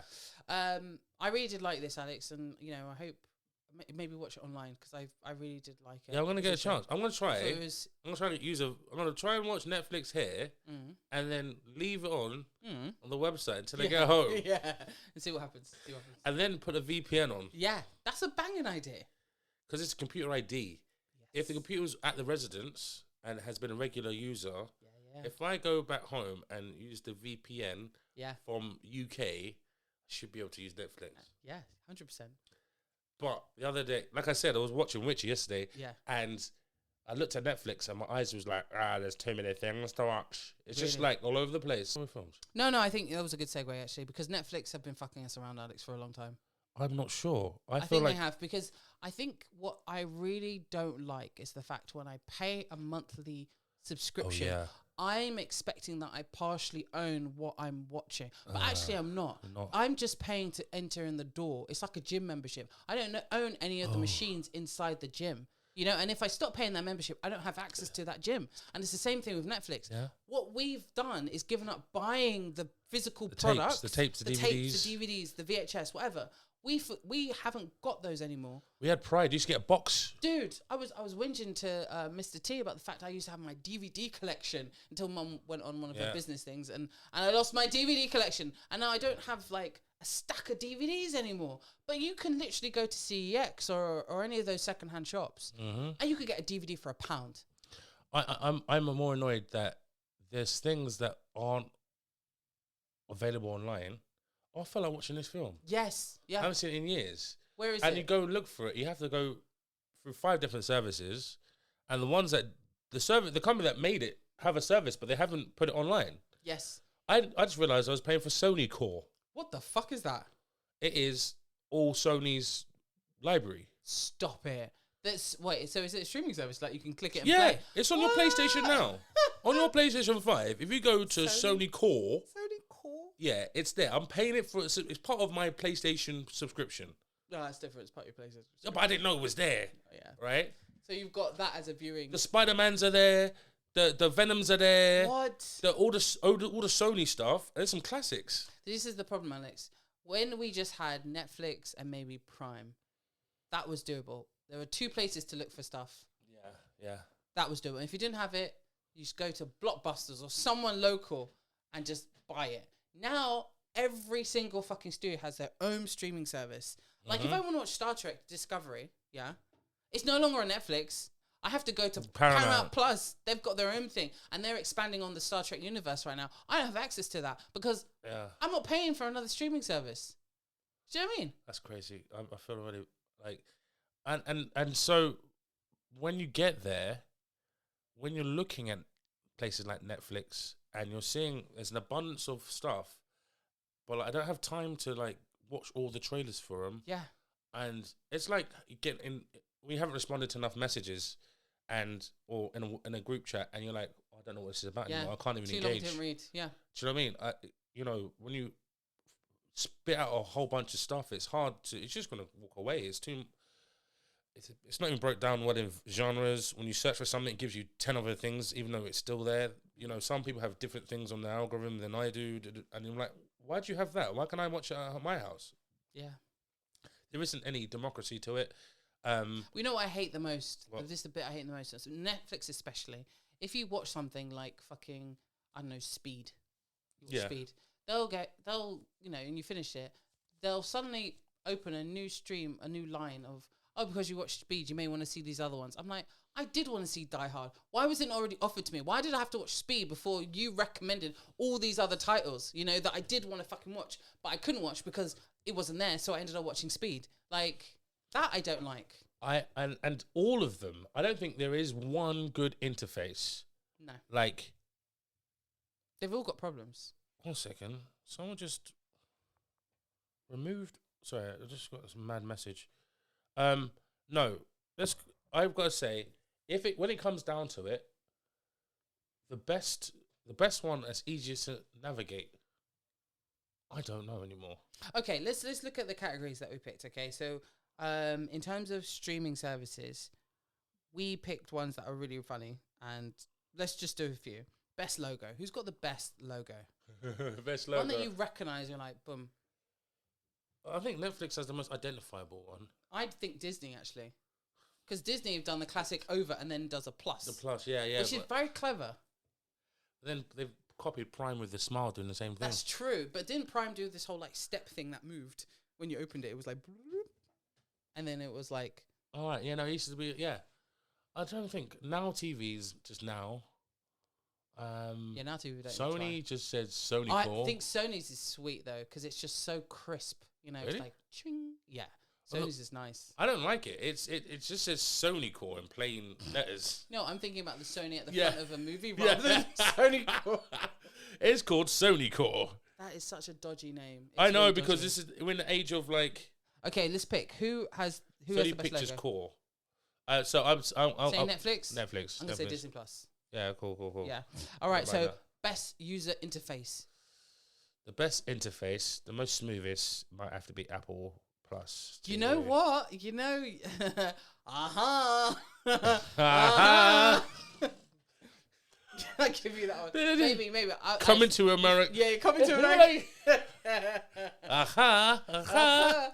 Let me throw this ball at you, okay, Alex? You gotta catch it quick. Yeah. Do you think? I was gonna say Prime. Okay, for this reason only is the fact that they have the actors, the trivia. Oh yes. They've got subs, and they do subs differently. It's not just white on black or white on clear. Yeah. You can do black on white. You can do it. It's very accessible. I would say, and they've got all the languages as well. Which one is this? This is Prime. Prime. So I think Prime is actually better. Prime. If you're watching, if you've gone from open Prime, selecting what you want to watch to play, I think it's perfect. Right. The only thing is finding what you want to watch. Yeah, oh god. Search is it used to be a top 10. It used to be continue watching. You can't find that on your first page. Okay. Yeah. I thought it was just me. It's not there. There's that, and then when you're sharing an account with 5 other people, it's like Alex, you started watching it, you bastard. I have to go back. It's always, and if you didn't finish it, you didn't watch the credits. It leaves you at that bit right at the end. I'm like, you go next episode. I didn't watch that episode. Anyway, so there's that part of it, which is like isn't great. First world problems. Yeah. Right? If I go to Disney, it's nice, it's well laid out. Disney's the worst. I would say it's the worst. They've categorized things. Yes, but a bit better because they've done it by their properties. But the thing is, for ages they didn't have next episode. When you were watching it, they didn't have next episode. Still learning. So you had to. They're learning. We're talking about it today. They're literally they copied. Their podcast. Now they have still learning. Yeah. Next episode. Still learning. You're still learning. Next episode. Next episode. What they have is really good subtitles. Yeah. Audio description. Yep. They have that, so that's a plus for it. I think it's clearer. It's cleaner. The actual. Yeah. I watched. HDDD. I found it hard to watch Shogun. Because you either had all the subtitles or no subtitles. So you ain't getting none of the Japanese stuff when they're talking to each other. You just have to guess. Right? If I was watching it on my phone, the subtitles would come up. If I watched it on my PlayStation, it wouldn't come up. That's bad. It's different devices. It wasn't cohesive. But the worst thing about the Disney Plus one is it's slow. Yes, it's slow. It is slow. Like it's slow. To scroll past, to look. Yeah, I've already pressed like 4 times and now I'm into like a rom-com I didn't want to select. Yeah. So I don't like that actually. It's slow. That brings it right down. Like Netflix isn't slow. It may take a second to load, but it's not slow. At all. Netflix still aren't like their geolock is still a bit flimsy. So I can like watch Netflix in Japan. I still feel the smoothest. Too smooth. The smoothest one is the Apple. Where it's not the best. Apple's very good. Apple is very good. But you know what? I would say it's on the same level. It's the same level as searchability with Prime. Like it's really hard to look for shit. Yeah. It's really hard to look for shit. Like, it's like, did you mean something else you didn't say? It's like, why are you being long? And also, they're not really clear as to what you pay for. What is on there and what is not on there. So I'm like, oh, you have it, brilliant. Oh wait, you want me to pay? It'd be a good aggregator. Like I'm paying for it, and if it could actually just, I'd have to sign up to all my stuff inside the app, and so automatically go there for me. But I think it delivers good enough. The picture's always clear, and it's actually smooth. Playing, it's good. It's just that for me, Apple's not the first one I would pick up. You know, like I would look in Now TV, I would look Disney Plus, Netflix. For that one title that I'm looking for, I would look in the usual suspects, and I would actually then Google where is it streaming in the UK, and it's like, oh, is it on Apple? And then go to Apple. You know, and I wouldn't automatically assume because Apple is still trying to kind of over there. Yeah, it's a latecomer. I keep telling you about this app, Just Watch. Yeah, Just Watch. Yeah, and you can select all of them and what country, what universe you're in. Which universe? Which universe? We got to do a shout out for BBC iPlayer and ITV players. You know what? Okay, excellent. Shout outs. Okay, so you watch something on BBC Player? Yeah. Channel 4. Channel 4. Remember Channel 4? They started it. They were the first ones. They were. I was watching 4OD. 4OD before people started ODing on 4s. Then we're like, oh, maybe we should change the name. Yeah, right. There was literally Channel 4 had this shit. They had Hollyoaks. You had fucking Skins. You had everything. They had even American shows. They were airing Channel 4 was the one. IT Crowd was on. IT Crowd was on. I think it's the adverts. Now this is the thing with Channel 4, ITV. It was free. It's 4D wasn't free at first off. When it became free, sorry, go on. The adverts and in the TV shows, like, but it was very obvious because they would highlight and be like, now you're getting 30 go make seconds some of coffee, adverts. bitch. Yeah, go make a tea and get a brew. Like, So yeah, you get quite a lot of shows on there, which are obviously quite local, and you know whatever you want, it is on there. I personally feel like ITV is slow. It lags. It lags because for a hot second I really got into Married at First Sight UK. Oh my god, Alex! Oh, Lord I only watched Jesus. live things on there. Like I was watching like football and Terror Island. No, it's not Terror Island. What's the one with the I'm a naked celebrity chicks? trying to get me out here. No, the Love Island. Oh, Alex. Oh yeah. When I had a girlfriend, Yeah. it would be it's 10:30. Let's watch Love Island Part 2. But I say that and I watch Married at First Sight, so I can't really say shit. It's Put all... board. Yo, did you see the video I sent you? They're shipping Montoya and the host. You're kidding. Yeah, they're just doing like all the little You know interactions what, they had. I need to throw this out into the universe, okay? This is a mini cat rant. Cat rant. Let me. I really think there's certain parts of the fandom that I've been a part of since back in the day when your computer was the only computer we had in the household. Everyone had their time, like, you know. Legendarium. Yeah. And there's certain things that I knew and that were fandom only knowledge. Yeah. And now that the rest of the world knows it, I just get like hives running up me. And the fact you use the term shipping, I'm like, oh no. It kills me. I'm using it in that term, of those people that would be in that space. You're using it right. Yeah, in that space. But you're using it correct. But you should even know about it. Do you know what I mean? There's certain parts of the internet I'm like, I would never want my brother to know that, like, you know, I'm neck body deep in this part over here, which has X, Y, and Z. Do you know what I mean? I was using the right vernacular. You talking were to the right crowd. Yeah, that's what kills me. You should never know these things. Kevin, I should know everything because I'm all-knowing being. Okay, Ultron. Ultron? Yes, Ultron. Wow, the worst bad guy in the worst movie. No, I wasn't thinking about the movie. I was thinking comic book. Okay, you're bringing it back, saving yourself. Yeah, saving myself. Who did the voice of Ultron? I want to say someone British. And it wasn't a Jarvis like voice Ralph though. Fiennes sort of thing. Like he could have been. I think it was an American. Mm. Because you can't have strings on me. You can't have strings on. What was that?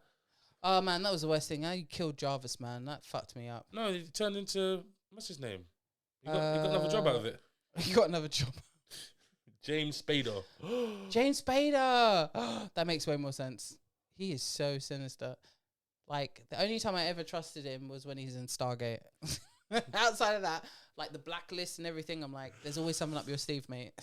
When he plays Alex, I know you will never watch The Office. Like, what do you mean? You US I watched Office. Office loads. US Office? Yeah. You cussed me out about US Office. Yeah, because you didn't watch the British one. Yeah, fuck the British one. Exactly. But, like, you know how when James Spader comes in as the new boss? Yeah, the new boss who's like... Just weird. Just weird. Just like... Yeah, Robert California. Like, it's so weird. I'm like, this guy needs to go. It's just creepy. It's like, sex is a spectrum. This dude. You're like, yo. Can't trust James Spader. I want my teacher back, man. Yeah. Why we got this new teacher for? Yeah. That's what it felt like. Why is he stroking my shoulder? What is he like this? Saying to me to relax. No, Kevin. I don't know why you've got this misnomer that I've never watched that show. I'll always watch that show.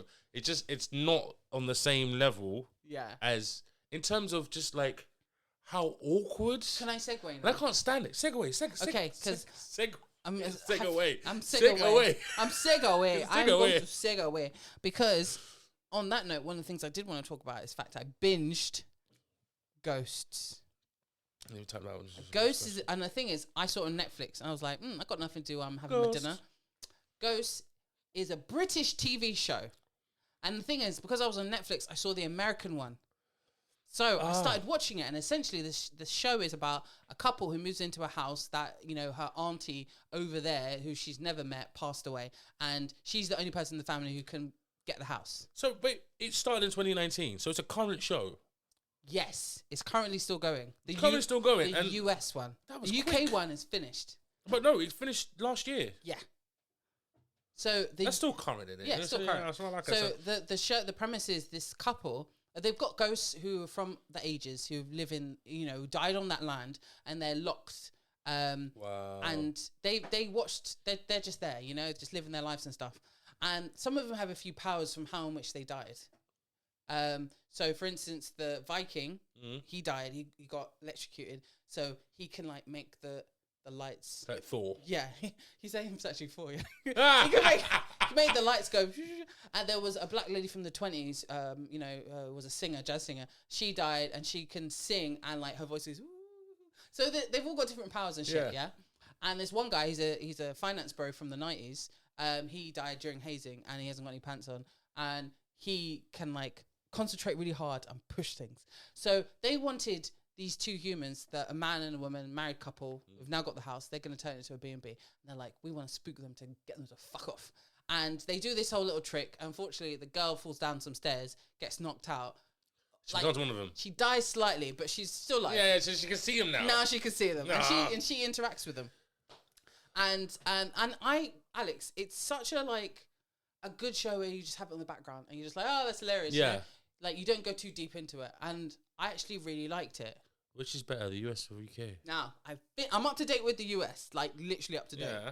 So I thought, let me check out the UK one. Oh my God. The UK one is so fucking good. But good. Yeah, but I got the Office cringe. Yeah. I got the cringe, Alex. I got the cringe. Coming. And I was like, I can't watch this. I had to put it down and walk away. Yeah. I literally got up out of my chair and I walked away. Did you watch In Betweeners? Yeah, of course. That was cringy, yeah? Not to this level. Not to this level. All right. Compared to the American version they did. This feels like Office cringe, Alex. Did you see the American version of Alex, In it Betweeners? was trash. Yeah, but they took away the cringe. They took away the cringe. They took away the cringe. Friend. They took away the cringe, but because it's innocent as kids. I go into a room, I'm like, elbow dance. No, I've used clunge in every different kind of context it could be. And how hot that guy's mum is. So dead. I swear that was Nigella Lawson, I swear. Wait, isn't the priest from the church one of the dads? I think so, yeah. I think it's the gay dad. Gay dad. Your dad's gay, man. But dad's not gay. Really hello, boys. How are you doing today, boys? Your dad's gay, bro. You can't be that shit. Right, wait, I didn't mean to segue away. Away. But the ghosts, I'm looking at these things. So the UK ghost is you've got a couple, again, the same premise. An aunt dies way over there and they get the house of this dilapidated mansion, yeah?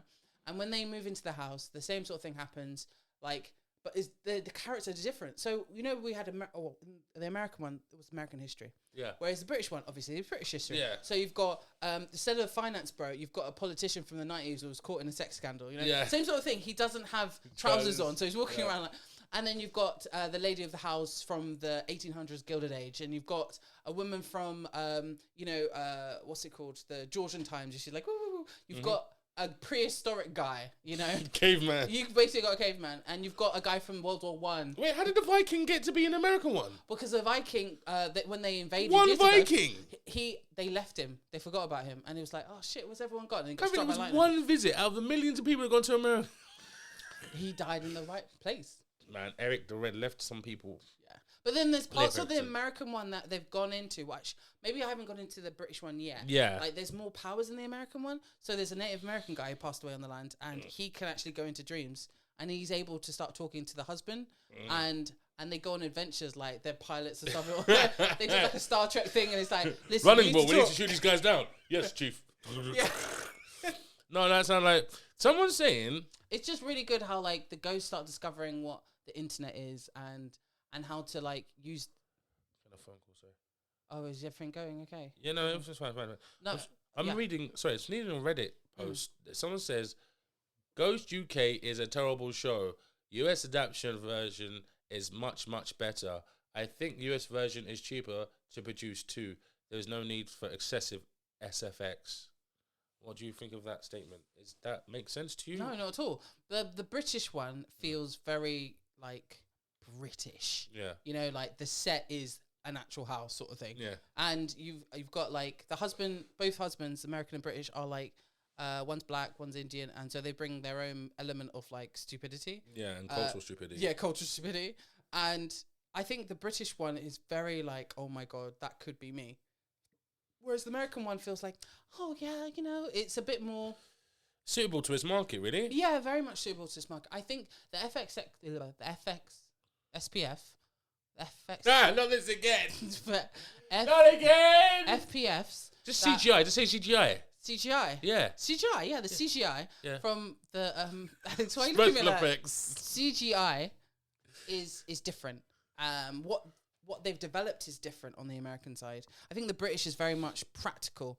When the ghosts go through things, that's obviously something that you're using. It's really interesting. Like in the British one, for instance, where I'm at, the prehistoric guy is like, yo, it's that time of the year, the moon's in the right place. We need to go to the monolith and do like the thing that we've always done. They're like, oh, you mean Stonehenge? It's like, no, Stonehenge copied us. And the whole point is like the main couple is trying to integrate themselves with the locals, so they invited them over for dinner, but you've got the ghosts who've come into the same area and started to worship the table whilst this girl's trying to interact with humans, but she's also hearing all the conversation that's going on.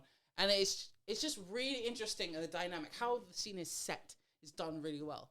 I feel like the American one is softer, sweeter, not as like aggressively stupid, if that makes sense. I think, I think it's just they're worried about getting like call-in reports and advertising friendly. With the BBC, don't have it's just phone in calls. The American one, there's something called the ghost boundary. Yeah. Right. So if a ghost tries to walk off, they just get bounced back. All right. Okay. And at one point, they've discovered that if like with Jay, the husband is fixing something, one of the ghosts behind him like being like, oh, you shouldn't do that. But obviously he can't hear him, and he gets electrocuted and falls back, and the ghost possesses him. And the ghosts are like, yo, I can use the body. And they're like, they try to eat everything. They can smell stuff, but they can't eat. So they're like, argh. They went crazy. They're like, I can leave. And they went, and they were like, oh, I've never driven a car before. So we can leave in the body? Yeah, in the body that he's possessed. But what happens if they're out of the zone? Yeah, that's the thing. They hit the ghost boundary, and then they're like, oh, shit. And then the person gets their body back, and they're like, oh, fuck, I'm driving a car. Wait, how far is the ghost boundary? It's just the edge of the house, the edge of the land. So how far was you driving before you got shot out of the body then? Like a few meters? Probably went to like, where the gate was. The gate is right. And then he got knocked out. But at the front of the house, manor houses, they get a nice little front. Yeah. But in the American one, you've got an expansion of the land. So you've got, you have Revolutionary War British soldiers who died on the land who have to live in the shed, because they have like parlay with the house people. You've got a lady. The thing is, they don't even talk about the science. They can go through walls, but they can't go through floors. Okay. So there's a lady who's caught in the well who can't get out. Wow. Because she knows if she walks, she doesn't know where she's going. Yeah, it's just ground. Yeah, it's just ground. And you've got people who live in the basement because the house at one point was like a syphilis hospital. So you've got people who died. As long as it's Underground Railroad and there's some black people down there or something. It's really, really good, actually, as two shows. So, yeah, I just wanted to recommend both of them. If you want something that's just, like, it's not going to tie you down. You just want to watch something stupid, give it a watch. I need to... Because it brings the question in, like, what is the better sort of... What's that show set in Manchester where they... Shameless. Shameless. I think... It's a classic thing, okay? It's really hard for Americans to adapt a British show well. And I feel like Shameless America did a good show because they branched off. They took the premise and then branched off and did their own thing. I think it's difficult to do the other way because we have to downsize from America. Yes. With the scaling and... I mean, what's that one where there was a bunch of like a vampire, a zombie, and Being Human? Being Human. That made it to America and did a couple of seasons. It did, and it did very well in America. But was it bigger hair? I feel like it may have been bigger in America. So I'm saying, I felt that I think because it was so like it was a BBC Three production. Yeah, there's a few productions I feel like America can do better, but then Britain has done better with some other ones, Yeah. I think they start it and then it gets adapted quite quickly. Yeah, you get other writers and stuff. You don't get the same team. And also they have different audiences. I do think, though, that the shows that we do take from America is usually reality shows. So, like, Jersey Shore, Geordie Shore, Yeah, but that was MTV to MTV. That wasn't like... Yeah, but in terms of, like, Who Wants to Be a Millionaire? That was the last locally produced MTV product. That's crazy. Jersey Shore. Shit. MTV. Geordie You know Shore. what? Geordie Shore. Talking about streaming services, what happened to MTV? They could have had their own streaming service. Who are they owned by? They've I had think loads they're of owned TV by shows. someone. They've had loads of TV shows. You know, like I think it's like Disney or something, or who owns MTV? Paramount. So do you think it's all on Paramount Plus? I think, all right, so the last 10, 15 years, Paramount have not done anything. They've just been hanging Distributors. on. They're kind of not they don't have the same distribution as Sony, but I would say they're distributors, but they've got a big body of work that people want to watch. Yeah. And ever since the end of tapes and Mate. renting, they haven't had that margin's gone down. Whoever's at the top needs a spanking because the opportunities are there, man. They're just not been. I'd like to look at Paramount properties. I always get Paramount and TriStar. Like I feel like they're the same guys, but they're actually not. I went to Paramount Properties and it's actually a place in West Hampstead. I remember You're that. kidding. It's on Western Lane. It's one of them. All our friends worked for like doing letting agents. Yes. Fucking hell. Even little Steph worked there, I think. Paramount Properties, Paramount Movie Properties. So wait. So looking at different things, you've got Top Gun. TriStar, but then you've got the woman. Oh, is that your foot? My bad. Columbia. You've got the woman. Columbia. And then we can Columbia TriStar. Yes, and they combined, but Paramount wasn't part of that, right? No, I think It's all blue sky. It's like confusing. at one point, I think because they've all been bought and sold. Yeah. Like MGM does not own half the things that are called MGM at the moment because the people that own MGM are now a holding company. And at one point, MGM had all the casinos and stuff, but the casino can keep its name because it was called that from before the person's. It's like it's like gonna be multiple foxes in 20th centuries. Freaking Virgin, like Richard Branson. How many things are still he Virgin? licenses and the it's name. like he's just like, yep, I don't take it. license it, but like some of it comes with culpability. Like Yeah. he can't license it off if Virgin Cola starts selling lemonade out of the same cans. Kevin, they've got some good franchises that they're just hanging on to. Like It's just sitting. Alex, I'm really tempted to get Paramount Plus. I am. Just for like a free month or something. I don't even know if it's in the UK. it is. I Barely, think, but because you they're like can the get last it through ones to Amazon. join. You can get it through Amazon. Oh, right. Prime. The Prime. So you don't even have to get it, so I can watch Paramount Plus. Yeah, you can just watch it on Prime. See, what's the point? Okay, hear me out. In America, You see, that's the point. Hear me out. You said three in things. America, they have even more interfaces. Okay, you've Hulu. got freaking Max, so HBO, they have their own one. Hulu have their own. Yeah, But Hulu's do you its want own one. those? No, I mean like they're more fucked up than we are. I know. Like all of ours are Roku. combined under Disney Plus. For What's instance. Roku? Roku's another one. Rakuten. Rakuten. Is Rakuten the same No, thing? they're two different guys. They just look the same. They do. It's so confusing. No, So Rakuten. I did want to talk about one other thing. Go ahead. And I didn't write it down. I want to so I'm save just gonna say Mickey it for really Mickey. quickly. Mickey. Yeah. I want to say Mickey 17 for Mickey. That's why I haven't brought it up. Shit. Okay. I still haven't watched it, but like, You know we got time. we got. I still want to watch it. Yeah, I'm not going to talk about it now until we talk about Mickey. Okay. Cool. What? Just Mickey generally, or with Mickey the person? Mickey the person. Oh yeah. I thought you meant Mickey 17. Like. Yeah, we're I'm going to like, talk about Mickey 17 with Mickey. Okay, fair. You This has should've been said a the whole strange. sentence. I did say that. You know what? You didn't. No, I just said Mickey. Yeah, and I was like, Mickey. Mickey. Say it 17 times. You might appear like, hello, The last fellas. one I want to talk about is because I watched it last Thursday. Is Flow. So I went with Flow. yes. I Flow fucking is know about that, a cat. A black Flo cat. Joe. Oh no, Flojo. A black cat who is around. Basically all the humans are gone, and it's a post-apocalyptic world, and unfortunately, the flood is coming. So it's how this cat and a few other animals survive.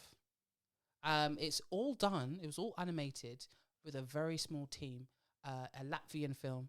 And it did amazingly well from the Cannes Film Festival all the way to winning its first Academy Award. I think it's won 2. Best Animation, which is incredible to go against the big bastards like Disney and whatnot.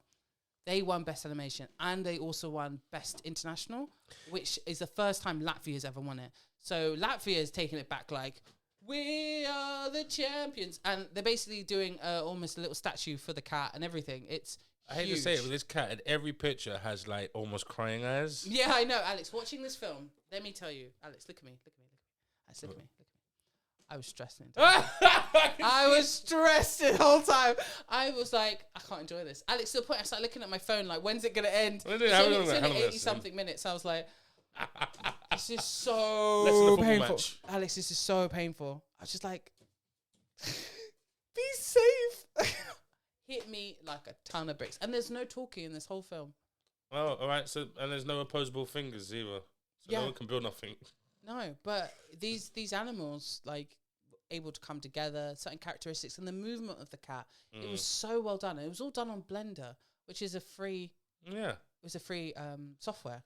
And just hours to put in. The music, everything, even like the background, the flow of the water, everything was so well done. For such a small team to have done it. It was quite extraordinary. So, it's still in cinemas, guys. It should be on streaming soon. I highly recommend as a film. I might have to look at that. You know the other one everyone's talking about that came on Netflix with Millie Bobby Brown. Oh my God! Okay, sorry. I was expecting that. Yeah, Alex, this is the next one. It's called The Electric State. Oh. No, wait, let me quickly make my point. I was like, there was hype around it, and then there wasn't hype around it, and then there wasn't hype around it. Alex. Like it's like I know Snow White is making the rounds at the moment. Snow White is the current. I just saw that it's the lowest rated film from Disney ever on like freaking IMDb. What is Snow White? Snow White. That's from bullying, man. I think so too. I mean, just because I don't like the actress doesn't mean like I'm going to go out my way and start doing things like that. I mean, I think everyone's entitled to their opinion. I don't know what she said. I don't know what she did. I think she was miscast, yes, but I'm not going to write anything about it. Like, I don't. I mean, do we need to make another Snow White? The original Snow White was alright. Do you know what I mean? You could remake it using the same cartoon characters, the lovable character. You can make a Snow White 2. I think, okay, let's start at one. Which one we're talking about? Snow White. Okay, Snow White, I think, was wrongly cast. I think Gal Gadot can't act. She should never have got a star on the fucking hallway of Hollywood Walk of da-da-da. Why she been... Alex. Industry plant. 100%, Alex. Straight away, It got to the point where this Wonder Woman, we gave her a chance. We gave Alex, her Wonder Woman. one chance. Wonder Woman. And then she fucked it up. No, Wonder Woman 2. We gave her a chance, Wonder Woman. It's fine. Done. Right? We like it. Even though we knew it was Captain America reboot set in World War I. But we allowed it. But we liked it. We allowed it. We don't mind Captain America because the rest rebooted. of our cast was freaking awesome. Okay? The Scottish guy, he was brilliant. Yeah, no, the periphery characters were They did better. a great job. Except Even though for Ares was a Ares. waste of time. Yeah. Alex, hit me up. Fucking Ares was a waste of time. Like, it was like, wait, he's the guy who put you guys together. Why is he now, like, taking... What? Stressing me out. And sorry, what other films have you done? Which are good? You ain't done shit. Red Notice, rubbish. Freaking, you're doing nothing in Fast and Furious, so... You know what? You just look at people and say words, huh? You did, Alex. She did Agatha Christie, Death on the Nile. Oh my God. So bad. Her performance was complete trash. And it got to a point last week she was trending because someone put all her most stupidly acted lines together. Yeah. And Alex, all weekend But I she was didn't doing... write them. Alex, all weekend I was doing enough champagne to fill the Nile. Ugh. What? This girl's got a walk. She got a star on the Hollywood Walk of Fame. Lord, I don't understand why she does, but I'm looking at her movies and I'd rather give it to...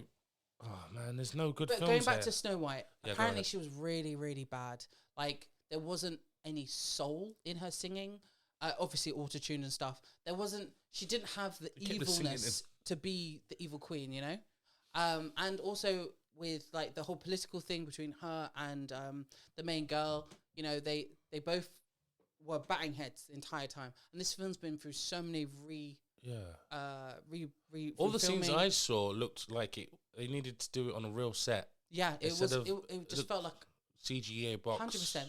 And the fact they use CGI little people where they should just hired, you know? And yeah, like I said, I watched Witcher. The little dwarves and that were hilarious. I think they were wicked. They were brilliant. The little Scottish man. Yeah, they had one with the beard. Yeah. It was wicked. Nah, I missed a fucking fight, man. This is why Witcher season 1 was superb. Yeah, all the characters, the dynamics, everything. Every single bit. Yeah. Season 2, biggest waste of time. I literally Waste of time, Alex. didn't finish the last episode. Waste of time. I still haven't finished the last Alex, episode. it was like going from prime Game of Thrones straight to season 8. We're over 1 to 8 in one season. 1 to 8. Ah. 1 to 8. My nerd heart is breaking. Kevin, we got to do like the biggest falls. Oh my god! Like the worst. Like how you can go from like Oscar-worthy first and it's episode. like, I'm so glad to be alive to watch this. Yeah, I can't wait till next week to watch this. Like, oh, it's Alex, another one. what time of it? Are we done yet? Is it next week yet? Oh, yeah. Hey, listen, I need to go loo. You know, it's really sad when a fall like this happens, and unfortunately, we're going back to Snow White. Yeah. It's affected the box office because it's not the traditional story like you were saying of Snow White. It's Snow White, and they wrapped it in the sort of Snow White girl boss sort of thing. Yeah. Which there's nothing wrong with that. Snow White then becomes her own person, but I feel like other Snow Whites have done it better. So Snow White and the Huntsman with Kirsten Stewart, that was a better version. Do you reckon? Yeah, better version than this. They did a whole Huntsman spin-off. But also she learned how to fight her own battles. Yes. You know? Yes. And they weren't doing a Curtains reenaction of the Disney one. They were doing their own version. Whereas this is meant to be a reproduction of the original. I think they let it down. I reckon, Kathleen, that they didn't need to do it. They could have just reimagined a whole new thing. Yeah. For kids of our time, take another grim tale, take something else that hasn't been made into a film. It's again Disney's live actions. They just need to stop. No, yeah, we've asked them several times. And they keep coming out with rubbish. I hear that people are liking the Mufasa, because that's not based off something. No, you don't have an expectation. Yeah, and it's got a really good soundtrack. So it's quite bad. It's quite bad. Wait, so Kathleen, she's in Wreck-It Ralph. I'm looking at Gold movies still. Yo, so what was you talking about before? What was the film we were just talking about before we segue? Wait. Before we got to Snow White, we were talking about fucking Electric Slide. Okay. Electric State. Yeah, Electric State. Electric Sorry, State. we were so painful. Did you watch it? No. Again, it's on Netflix. Oh, Alex, this is so bad. Yeah. Millie Bobby Brown needs to stop acting. No, I thought she was talented. No, she's not talented, Alex. She hasn't been talented since season 2 of Stranger Things. Oh man! As soon as she got hair, I was like, no, that's it. No, we liked her when she was like silent and just not saying anything. And you never watched Damsel, did you? Chocolate. You didn't watch Damsel? No. Oh, Ali. Okay. What's Damsel about? Okay, Damsel is the classic, princess from this city this country over there. The main king's son, the prince, he needs a new wife, and they got into cahoots, and they're like, okay, I'll marry you.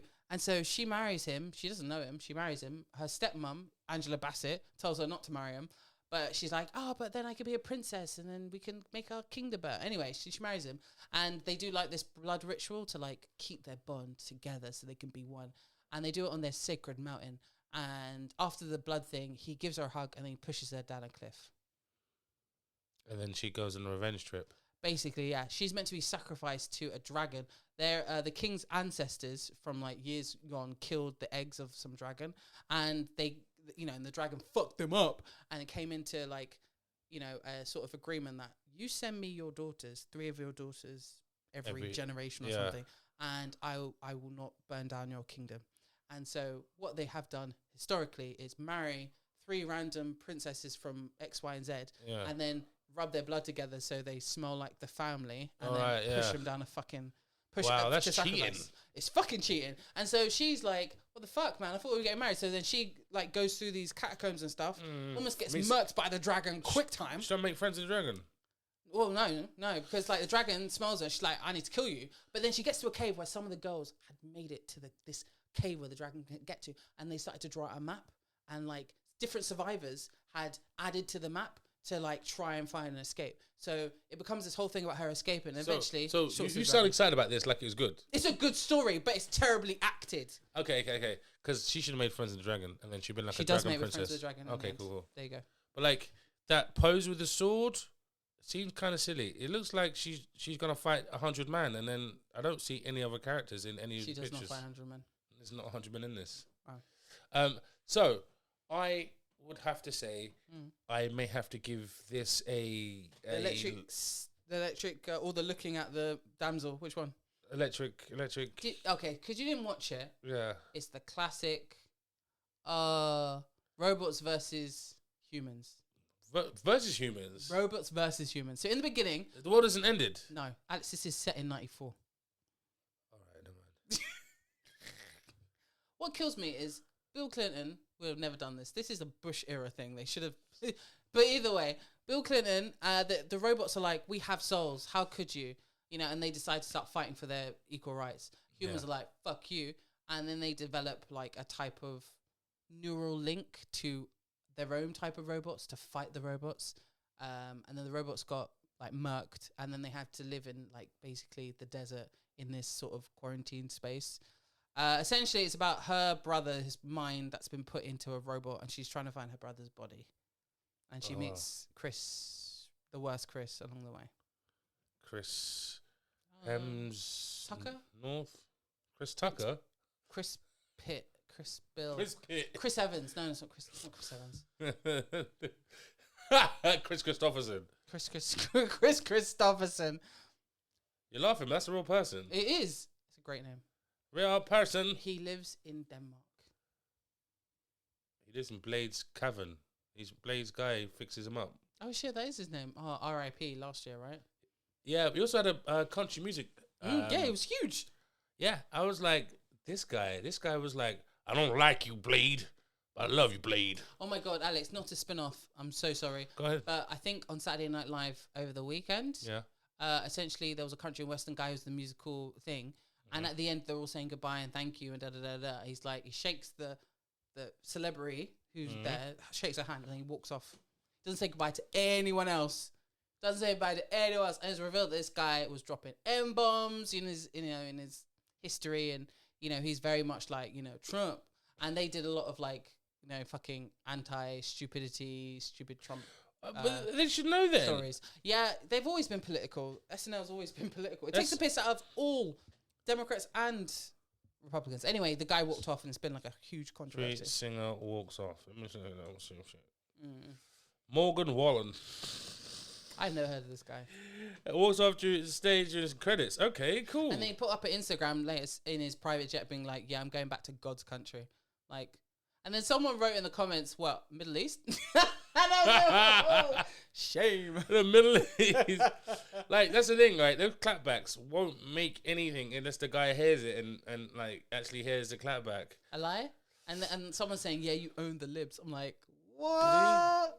He just performed, smiled at the end, and then right. He didn't even go to the side. He cut through the middle. Oh, he hugs the person that closed out the show, had another time, thank you all. And then he waves, shakes hands. I'm going to head off. Cool. Doesn't say shit. He just walks That's off. it. I don't know why that's so bad. I think that they have this tradition that everyone, as the credits are rolling, Keep raving. Waving, hugging. No, thank fuck you. it. I've got places to be. Like to try and then there's comments that said, "Where did you leave? Why'd you leave? I'm returning to the country." So they're antagonizing each other. They're both sides are doing this to each other because to create interaction. There's a stupid frenzy amongst certain people that I ideologically align with, except for them being so stupid, like about it. Yeah, you go higher, we go higher. People can get really stupid. Catherine, can I quickly talk Electric about... state. Sorry, what? What do you want to talk about? I forgot, because I'm in a state. Yeah, I just want to quickly say about the film. It was very expensive, 350 million. Sorry. Alex, 350 million. I actually had a lot of spill. The acting was actually terrible. The only person who was really good was Stanley Tucci, but he's always amazing everything he does. Was he the robot? He's the bad guy. Oh, he's the bad guy. Cool. He's like the kind of Steve Jobs, like the new guy who took over Steve Jobs. What's his face? The guy with the polo neck. He's that guy. Yeah. You know? I think he's reprising the role. I'm sure he's done that before. He's like been a proto Steve Jobs. Yeah. I mean, he's polo neck and bald. Yeah, he's the bad guy. He does a great job. Like a penis. Alex, the black Hispanic guy who Esposito. Yes, he's like the big sheriff for the humans, and he's like he's like a bad guy. And then he realizes how bad the humans are at the end, so he changes. You know, Alex, it's a really shit film. Kathleen, I want you. Can you compare the Maze Runner franchise and the Divergent franchise? Oh god, big difference. What you Really? mean, storyline or acting, or what do you mean? Acting and the storyline, because, like, have you watched Divergent? yeah, I watched all 3 of them. You watched all 3? Yeah. Oh Lord Jesus. And I watched all the Maze Runners. Yeah, amazing. Okay, which one? Firstly, what would you give the Divergent series out of 10? Give it a solid 4.5. Okay, cool. I would give it a 2. All right, what would you give the Maze Runner series? About 6. I would give it a 6. Yeah, I'll give it a 6. The first film, Crisp. great, but there's holes, and I Funny live with holes. it. Yeah. Yeah. It's like you've been dumped here, you don't know why, blah blah blah, and the only chick in there, it just seems dangerous from the start. Like, why did they do that? And it got boring after like the first 5 minutes. 100%. And then there was the second film where it's like, well, there's a virus, but I'm not sure what kind of virus it is. And there's It's like what? rebels, So and what? She faked her death. That one scientist who shot herself. Yeah. Like she got up again, and then And they're right then here. what? And you're like, all right. and then oh, we need this. We need to get to that person. And it's just like what? And so I feel like all the holes weren't answered, whereas the Divergent films, they painted a society set in the future that is where everyone's got these roles, but like they're just constantly contradicting themselves and letting other groups. And I'm like, this doesn't make sense either. But like, it's. I was just wondering because it was like the late noughties. It was the teen YA dystopian flex. Yeah. It all. I think personally, throwing a bone. Yeah. I think it really started, in fucking Japan. Really? Yeah. Battle Royale? Yeah, Battle Royale was the first one. I'm holding down to that shit. Battle Royale was the first, and then it became Hunger Games. Hunger Games was the second one, and that blew up in the West. I would say Hunger Games in that batch was the first one. Okay, yeah. Because I feel like That was too early. it was a bit too early, but there was also a lot of films around it, and it was a lot more brutal. Okay. Do you know what I mean? It fit in like a thriller, a horror, a dystopian. With Matrix, I'd say it would fit with Matrix. It's like Matrix for kids. Oh, right. Okay. Like post whatever war's gone on, and society's made some great changes. Not good changes, but massive changes. Yeah, and they've got to like figure it out. Yeah, figure out the shit. All right, okay, all right. Okay. But no, I think I agree with you. I think we're on the same thing. Yeah. It's just like when the crossover is. And when did it start? I would say Hunger Games was the first. When did it become sanitized and everyone started wearing grey? Oh. Like the cleanest grey I've ever seen. The worst type of grey. It's like the grey that's got no stains on it. I'm like, how? I gotta say that the second 2 Hunger Games movies. Yo, okay. Actually, this is controversial. I actually really liked Catching Fire. I thought that was quite good. It's the third one. Second one. No, I'm saying like I think they're really good. They just took a different direction. Oh yeah, I forgot In terms Mockingjay. The third book became 2 books. Yeah. Oh, I didn't like that. 'Cause I hate when they do that. I'm just like, I just think sometimes they're too big and you can't tell them all. you know, the worst thing is because I read Should The be a TV Hobbit show. recently again. The Hobbit's like that. I'm like, how have you got 4 films? Or was it 3? You got How have 3 you got films. 3 solid. I'm like, oh, Lord. 3 solid. The thing 3 is, solid you could films. do, Kathleen, if you wanted to do Lord of the Rings. Remember, it's like 12 hours now. Mate. That's 12-hour episode. That's a 12 episodes of a TV show. Yeah. But the problem is, people don't write books to be episodical. They don't. They write so books to write books. You can't bookend a chapter like that. But that's because why you it's have unfinished stuff. screenwriters who take that and then they're like, okay, this is how it's going to But when you fit, do and then that- they build on it. They have to thicken it up. But when you do that, you're taking away from what the writer was bringing to it by That's by hopefully if the life is revealing still alive. leaves at different times. Oh, if you know the stuff, then you know, and then you can build on it. But if you're like, if you don't read the actual original and understand what they're talking about, then you lose the nuance. That's why I think Peter Jackson did a really good job, him and his writing team, when they developed Lord of the Rings. If you hadn't read Lord of the Rings. Yes. If you had read Lord of the Rings, there's some some key Radagast bits. is not in there. Yeah.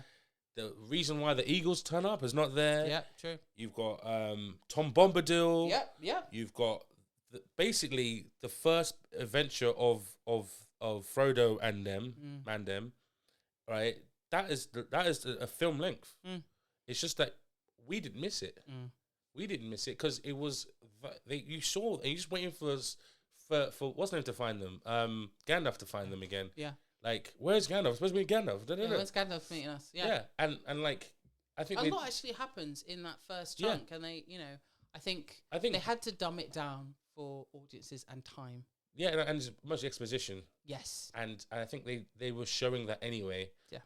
Also, the battle at the end wasn't as... It wasn't. It was really quick. Like, when Boromir died. But his death, oh my God. I think you told me his death as a man was like a really good death. Yeah, he died good. Just like, and then he died saving people. But then when he took like, it like said a goodbye, took it like a champ. Wow, no. I don't want to take that like a champ no more. Like when he said goodbye, when he like spoke to Aragorn and then got that forgiveness, and it's quite a powerful scene, to be honest. But Sean Bean knows how to die well. Sean Bean is the most dyingest characters I've ever seen. Yeah, the dying. Alex, I only have one last bit of news, and then I'm done. Essentially, it got announced today or yesterday that the Beatles movie biopic. It's been announced, and you know what? Do you want to hear this? You're gonna laugh. I've seen the cast. You seen the cast? What do you think of the cast? I was like, we don't need this. There we go. We don't need this, and these guys will be known as disappointments. Like, there's still 2 of them alive. 1, 2, No. yeah. Sorry, Paul McCartney. My bad. I keep forgetting about Paul McCartney. What do you mean? Ringo Starr is the one everyone forgets. No, I always forget about Paul McCartney. But do you want to hear the most craziest bit of it all? Go on. It's not one film. Oh, I know several. I saw several. 4 films. About what? They were together a decade. Each of them, 4 film, and it all comes out in the same month. I don't mind that because then it's not waiting like 2-3 years. Yeah. McCartney Part 2. I feel like it's not a Barbieheimer thing, but it feels like it's a Barbieheimer thing. It's a cinematic event. Yeah. I actually, Kevin, I'm thinking about the idea of like, you can only watch this episode on this day of the week. Ooh. And if you want to watch it again, it's going to be back out in 2 weeks. Or the day before. When the season fully comes out. The day before the next episode. Yeah. You can watch it. Yeah. And then you can watch it at the end of the season when it's all done. That's deep. Right? You're doing it on my time. That's deep. Right? Okay. That'd be highly unpopular. And it'll be on from after 7 till 3 o'clock in the morning, right? Yeah. So it's evening times. Like, they have the power to do that with 100%. Streaming services. 100%.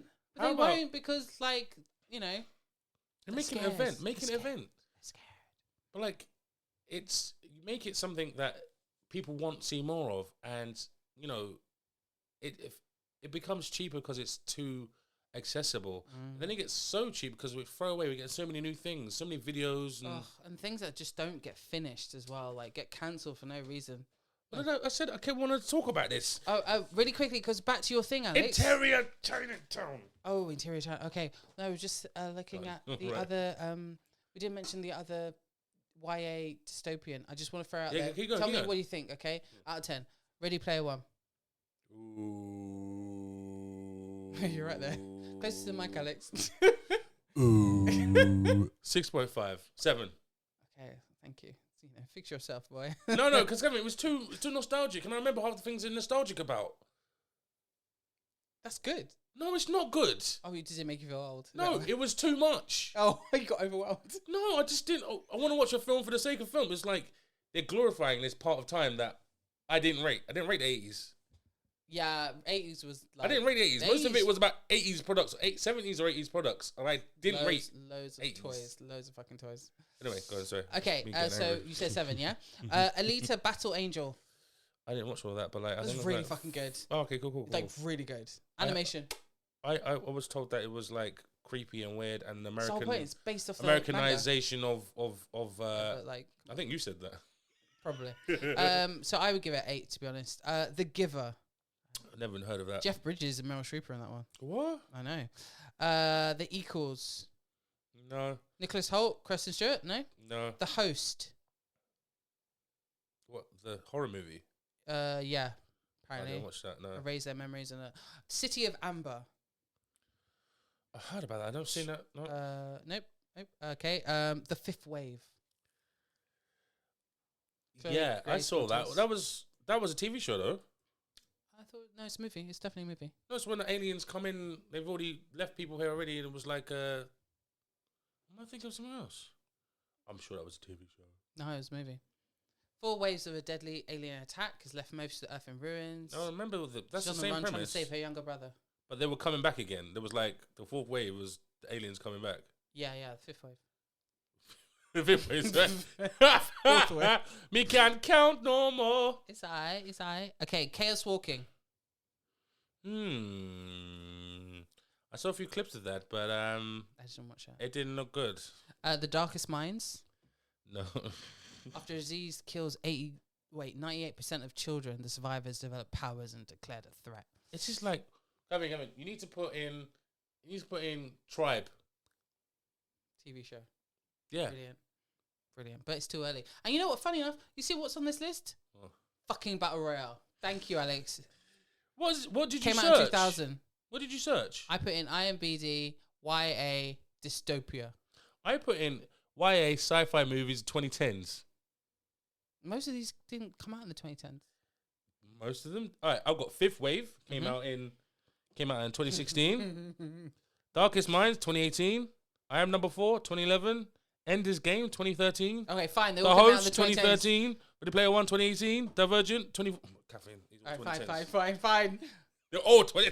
Maze Runner. When did that come out? 1 second. 2014. Yes. You bastard. No. But you're right, like, because Battle Royale came out in 2020. 2020. You're trying to push it back, I swear. 2000. 2000. Kevin, I would say the best young YA film of that period has to be Say it, Alex. The Hunger Games. I was going to say Hunger Games, yeah. Yeah, because I'm looking at... Hunger Games set off the whole Twilight Saga thing. Eclipse. No, don't count. That was... Twilight Saga. I mean, the most popular one was probably the Twilight Saga because it came out 2010. You know, it was written by someone who's a Mormon. It was the last one, though. So bad. Kevin, that film has gone on to spin off so many stupid products. I don't know what to do with myself. It ruined people's lives. Anyway, Alex, we should probably... Let's end it. Let's land the ship. It's now into 2nd hour. Oh, crap. All right. Thank you guys so much for listening to our podcast. That's a brother and sister podcast. Yeah, that's accurate. That's brother and sister podcast. The clock says 20 thank past you so much 11. So sorry for being absent. Both Alex and I have very busy lives, and I'm going to suggest to Alex that maybe we have to record it differently so that we're able to keep up with a solid schedule. Or like a short thing, maybe a short thing over Teams, and we'll just record it. Yeah, I think we're gonna have to. Damn it, start you see what happened? Yeah.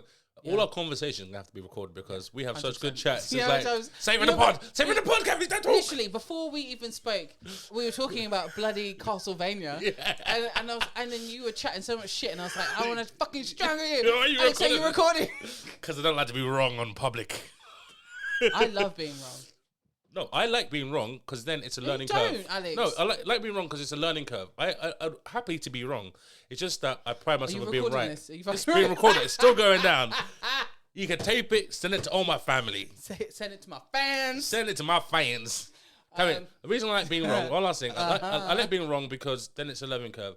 I start from any situation, anything like I'm doing, like as if I don't know the full facts. Yes. Because having that, and I've made that mistake before, there's always someone that knows something you don't. Yes. And true. like especially with our opinions of TV shows and how they're running and why they were so bad. Like, I think Witcher was because it was lockdown. I think Witcher because The second season was bad because I think the writers changed the way in which they. And I understand That was so bad. It wasn't bad. It was just didn't go anywhere. It was like wasted 6 episodes of like. Think of all the things they did in the first season. And also the storytelling. Like, the first season, you didn't know actually, were we in the present? Because it was certain episodes, you're like, wait, there was that clues. person's being born. There was small clues. But it's beautiful in the way in which they did it. Yes. You had the invasion of Sintra. Then you had the development of that guy who fancied his sister. You know, you had so many different parts. You know, you had the how Genevieve started and how she became a witch, and then her being in this play, and like, wait, you're alive then? And it was so well done in terms of storytelling. It wasn't linear. And we haven't had a lot of stories like that, especially in the fantasy world. Or done well linearly. Exactly. Done well. Unlinearly. Is there unlinearly is so haphazardly. unlinearly. Unlinearly. No, it's just unlinear. Okay. Well, we tried. So yeah, the fact that Witcher season 2 just didn't come with the same energy, you know, just killed it. Yes, and thus we are Although, mad. flip, I really liked the prequel. I'm like the only person in the universe who liked the prequel. Remember it came out on Christmas. It was just like a and I watched it with one-off. Mum. Yeah. Well, it was like a few episodes. It was actually really good. Okay, I'm gonna check it out. I need to check it out. Anyway, yes, thank you so much for listening to our Brother and Sister podcast. You can find us on Instagram and Facebook, although I don't use Facebook. This was April the 1st. April the 1st, Alex. And we did no pranks. Happy Fools. Well, I think I did a few things, but like, just lied. I just lied. Just lieth. I'm still getting messages now. Like, so I got a message that I was chucked out of a group, and it was like, was it an important group? No, it wasn't. I was admin. So how are you chucking me on my admin group? You can't chuck someone out of a group. And it was just like, how are you going to get fired on your day off? We just copied the actual sign, like, and then they just put it there. Yeah, it's just bastards. Like removed you. It says their name. It says removed you. I'm like, calm down. It's April Fool's Day. April Fool's Day. I think sometimes April Fools you can't say certain stuff because they really hurt people. Catherine, how far can you go though? How far can you go? I think like, you know, fake proposing to your loved one, that's really too far. Especially if they're anticipating a proposal. Like, April Fools. I'm like, you son of a bitch. Like, okay, no. You stay where you are. You stay here. I'm just going to go back to the house.